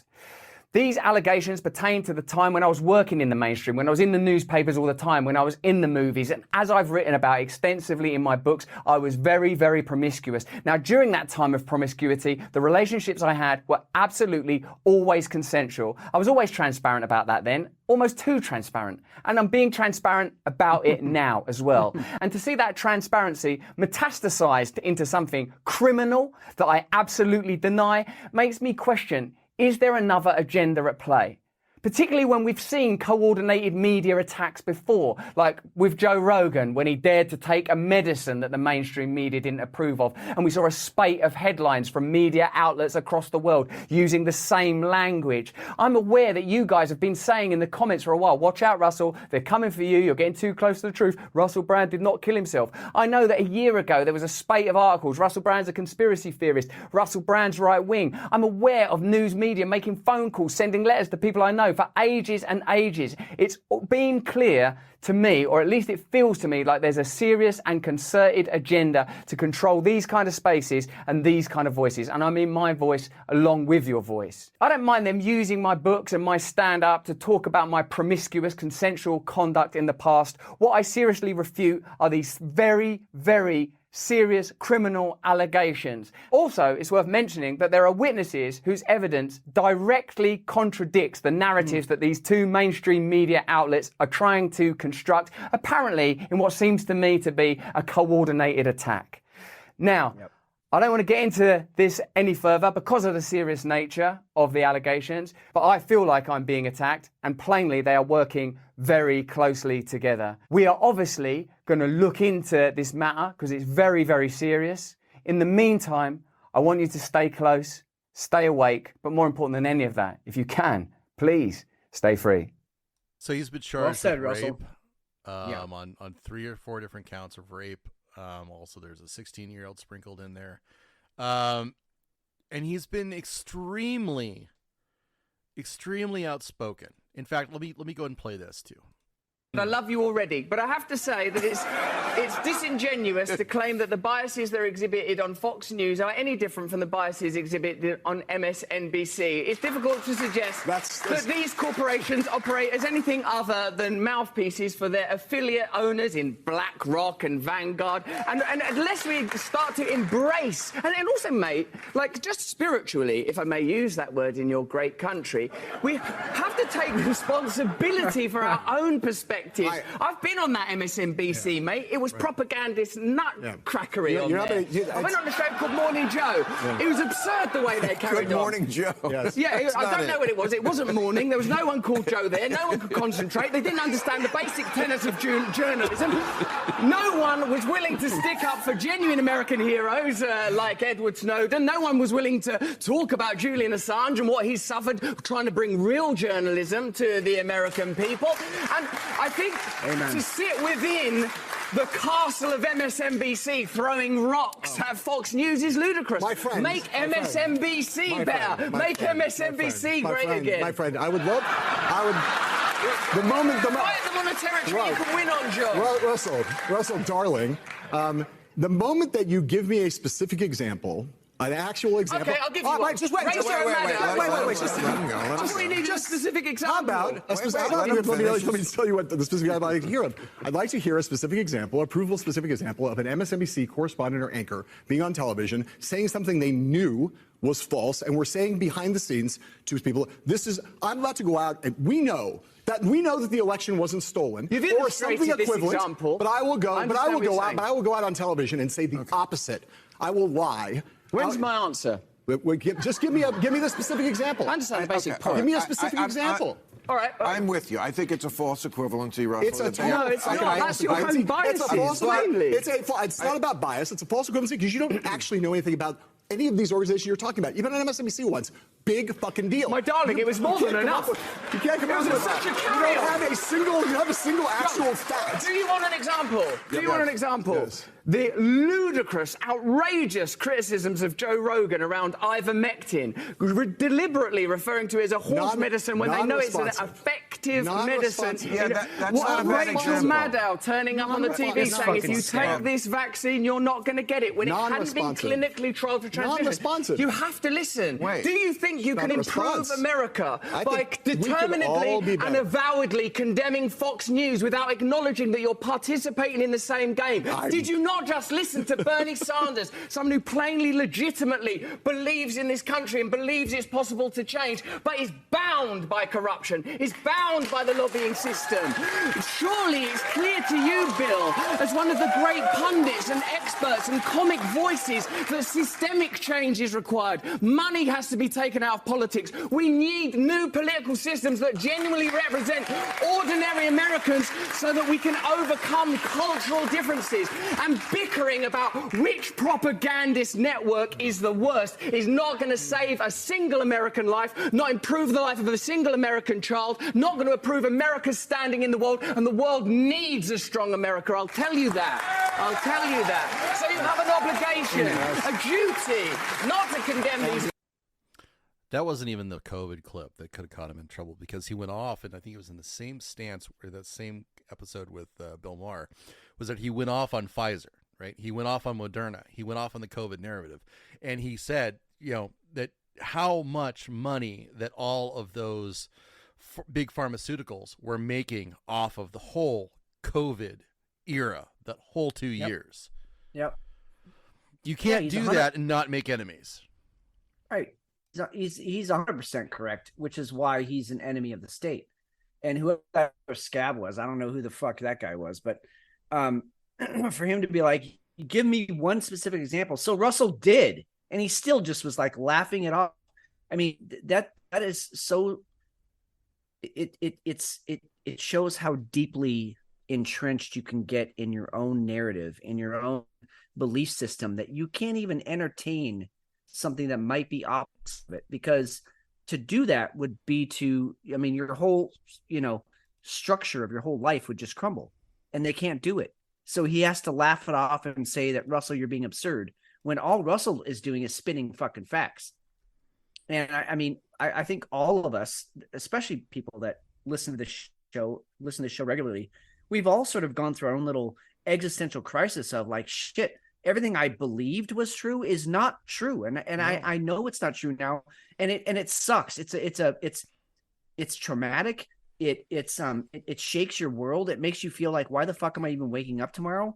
But you have to go through it, because when you come out the other end and you start seeing these narratives for what they are, you can actually move on with your life and smile again. But this fucking idiot is just looking at Russell Brand thinking, my God, what a liar. He has no idea what's going on. When really he's just, that guy is just kidding himself. And it's sad. And I'm sorry for it. But getting back to those allegations, though, he's going to get dragged through the mud. Yeah. And if he's guilty, he should be fucking thrown away. I'm if we can actually have an actual justice system anymore, and he is found guilty, then yeah, he should absolutely be punished for that. But when you cannot be as outspoken as he's been and pivot away from his career that was being a jokester, being a comedian, being an actor, being an in guy, to being somebody, absolutely. Right. They're just the fucking cool dude. Yep. To being the outspoken heretic that he's turned into. I mean, I don't understand. You can't do that without having some shots taken at you. It looks like they're finally taking some shots at him. For sure. And I think we can all, I mean, we're all okay with that. If anything actually legally happens to him, I mean, why would you be so open and honest about your promiscuity and all the sex parties that you've been to, but then hush about these two women that I raped? I mean, first of all, just look at Russell Brand. He just doesn't have a rapist face. And I don't know what that is, but it's not that. Well, I get that. He's not a frat boy, right? He's just a schmoozer. And I can see him talking people into things that maybe they didn't think they would ever be willing to do, but now they're willing to do because he talked them into it. But I don't see him being the kind of guy to hold a girl down or to roofie her. He's getting all the sex he wants he could ever have. Why would he rape a girl or two girls? It's just so unbelievable on so many levels. Plus, his whole shtick has been, hey, come find a higher spiritual, vibration with me. I mean, even his tattoos are all Buddhist and Hindu and all about achieving this higher spiritual sense. Those aren't the rapists of the world. I mean, unless you go to Charles Manson or something, who claimed he was spiritual but just really wanted to fuck young girls. But that's a one-off. Russell is not that. He's not a cult leader. He's looking for enlightenment. He's looking to find shakabuku. He's looking to wake up spiritually. You don't do that through raping people. You do that through, a lot of fucking kinky shit that people want to do with you. But we know what people who are into doing some seriously heinous shit like to do to people who admit that, hey, I was into some kinky shit, and maybe I'm not into that anymore, and maybe I am reformed, maybe I am the Buddhist, maybe I am okay. When you're going to go ahead and put yourself out there, and you're going to write books, and you're going to be forthcoming about it, and you're going to put yourself in the line and say, hey, this was me, you open yourself up to being shot at. Yeah. Now people can go ahead and they can embellish. They can go ahead and they can pay somebody. You know what? You were with him, right? Well, how about if I give you $100,000 right now in your pocket to go ahead and say, how bad was it? How hard did you get fucked? Did you actually say it was okay, or were you just in the moment? Those are the things that are going to end up happening. So I am fully in the camp that I think it's because he came out against Pharma and he burned their fucking house down. We listened to those videos together. I mean, we watched that shit. We had it on the show for a really long time. And it makes sense that they would go after him. Now, is he a Kevin Spacey? I don't think so. No way. But no way. And he has left himself vulnerable, which fucking sucks. I mean, okay. I will absolutely agree with you on that. He He has opened himself up. I mean, if there was going to be an attack against Russell Brand, it would be through his sexual being, right? I mean, because in every other area of his life, he's pretty much bulletproof, right? I mean, he says what he wants to say, and he stands behind it. He never backtracks. He never recants. He's just like, hey, here we are. This is what I want to say. That would be the one area where you could actually go after him, which again points to the fact that it's probably people trying to just take shots at him to take him down, because that's his only vulnerability. And yet he's been completely open and honest about it. He was a scumbag. He was promiscuous. He fucked a lot of women that I mean, he was promiscuous. Let's just say that. And of course, you know, if that was a woman, we'd be like, oh, fucking whore. But with him, we're just like, oh, stud, you know. But he didn't do anything wrong by having consensual sex with a lot of women. There's nothing wrong with that. We can say that here. We can say that. Yeah, exactly. Here. But in the UK, right. Where we know you can't trust the BBC, you can't trust any of their stations, Sky News, just forget about it. It's all bought and fucking paid for. Yep.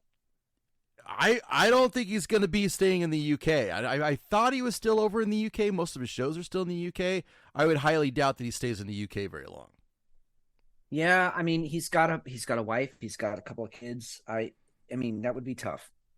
But I think if it came down to, okay, we got to, you know, relocate the kids and have them make some new friends versus I have to sit here and listen to this bullshit and slander my character, I'd move the kids. Here's the thing, though. Is this really going to blackball him? I mean, no. if he does jail time, yes. I mean, no. That's okay. Then that's going to hurt things. He doesn't really care. He doesn't have to worry about an acting career anymore. He can do stand-up pretty much anywhere he wants. Yeah. This isn't gonna hurt him. I think he's pretty well insulated against anything like that. And I think it's a lot harder nowadays to blackball somebody. I mean, I think they still try and do all the McCarthy bullshit. But there's so many people now that are aware of, you know, quote unquote, the truth, or at least, you know, that we're willing to dig deeper and find out things that are counter what the FBI or the CIA is telling us about somebody. Because remember, back in the McCarthy area, I mean, all you had to do was just even put out a whisper that somebody was part of the Communist Party, and that was it. Their career was done, and it's well documented. They were fucked. It's a lot harder to do that now because I think the fact that we have 15 to 20 listens from Langley, Virginia every week on our show gives us legitimacy. Like, that to me says, hey, we're on to something here. Shout out to our handlers. Yeah, we love you guys. 7 every beers week for you guys. You show up. But that gives us legitimacy. So I think, like, if they're coming after Russell Brand this hard, to me, that makes me want to listen to what he has to say even more. That doesn't make me want to blackball him and, oh my God, he might be a communist. Could you imagine? No, I'm like, dude, I want to hear what he has to say now, because he's counter what the fuckholes are telling me that I know is a lie. Well, he's counterculture, and he's ultra counterculture, because now he's actually having shots taken at him. Yeah, exactly. I look forward to the day when they try and take shots at my character, because I'm like, shit, we made it, dude. We made it. Yay. Finally use my real name in public. Yay. Yeah, right. Exactly. Now you know who I am. Was there anything on the doc that you really wanted to get to? I know. Well, I mean, just the last thing was kind of my cool shit. And I know only people in the chat will be able to. Polymailers are. We had a huge filament and a filament on the sun. So I'll finish that sentence. A huge filament release from the surface of the sun. We have CMEs, which are like explosions, like pop-offs that just send an amazing amount of energy at the Earth.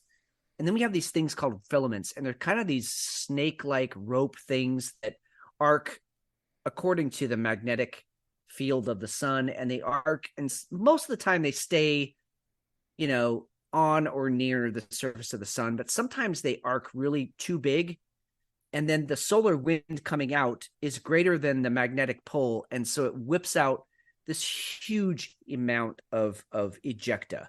And you can see that filament release right there. It's a beautiful shot of it on YouTube. We'll have the link in show notes that you can go and look at it. That amount of mass is like 3 times the mass of the Earth. And the sun just released it just because, I burped. I mean, that's what's crazy about it. It's like, I had a little indigestion and I released, 3 times the amount of mass on the planet just gone. What's scary about it in a certain sense is that much, that many electrons and protons and that much mass coming at Earth could hit our atmosphere and disrupt some electrical grids around the world. Probably not the US, maybe Texas. I don't know. They're kind of their own thing. Sorry, Beard. But probably won't disrupt much going on here in the US. But some like electrical grids that are running on, paper clips and some fucking tinfoil, they might get disrupted. And so look for in the news that, power outages, major power outages, like third world countries, Central and South America, Polynesia, any of the islands out there, they just don't have a robust electrical system. So that many atoms, that much energy hitting the atmosphere can really kind of disrupt things. So I thought it was just absolutely beautiful to watch. Also a little terrifying because this was like a minor burp. Some of the filaments that I've seen, they release something like 300 or 400 times the mass of the Earth in one ejecta. This was not quite that big, but still beautiful to watch. So anyway, I just wanted to bring it up. Fun stuff to watch and look for, headlines about minor electrical disruptions in the next, I'd say 2 to 3 days. So we got that to look forward to. Yeah. Yep. Yeah, we do. All right. What beer are you taking to bed? I'm actually hoping for a threesome. The grilled peaches. She's the girl next door you never see coming, right? Okay. I mean, you just like, yeah, she was pretty. I saw her for 3 seconds before she got in the car and left. But then you like catch her, washing the car in her bikini, and you're like, holy shit, that girl's got some stuff going on. So that's my grilled peaches. But then you got the monkless coming over here, who's just like the forward neighbor who knows she's stacked, and she come over and she's like, hey, I baked this lasagna for you. You want to fuck? And so like it's gonna be that kind of a threesome tonight where we entice the shy, cute neighbor to come over and have lasagna with us. Yeah, it's lasagna, and so that's my night tonight. Because I honestly, I mean, just straight up, both beers were incredible, really well done. Monkless, they're flawless. They just do Belgians better, maybe better than anybody. They're just flawless really victory. Good. Yeah, and then this grilled peach. I mean, they fucking nailed it, dude. That's exactly what I tasted. Grilled peaches with caramel. So anyway, how about you? What are you taking to bed? I'm taking Horny Devil, the AleSmith. Okay. But it's not, the cookies and cream pop is not far away.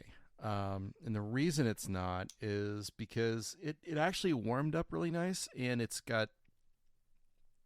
mouth-watering. It is seriously good. But it does nothing for it doesn't top the adventure that the AleSmith was. Okay. Way too tasty, there's just so much, it was so much more complex. It was more of an adventure than what this is. I've had other decadent imperial stouts. Yes, it's got the ABV. Yes, it's going to hit me right between the fucking eyes. The after show, good God. But it didn't have anything else. There was nothing else magical about it, right? The AleSmith Horny Devil, that was an experience, and that's what I want to take home. Nice. Well, and it's called Horny Devil. I mean, why would you not want to take her home? Exactly. That's what I'm talking about. Yeah. All right. whiskeyhellpod.com is the website. At whiskey_hell is the Twitter. If you guys want to find us on there, you guys can always go to Whiskey Hell on Instagram. We're all over the place. Check out the show. Go to the Patreon if you guys are listening week to week and you want more content. I think, Fitz, if you're okay with this, I want to go ahead and bring anybody in chat who wants to pop on for the after show. Bring them on for a little bit, and maybe 20 minutes, half hour. Yeah, that'd be so great. If anybody That'd wants to jump in there, rather than just hearing us talk, we can get their feedback on anything from the show. The chat was fantastic, but to get into the chat, you guys got to be in the Patreon. So you guys, if you guys are interested, definitely join. 3 different levels, lots of content for you. We are dropping Demolition Man. I think I'll get that out tomorrow. Okay. It's our one-off. It's our shot. It's a Whiskey Neat. It's where we take 1 hour, one subject, and just tear it apart.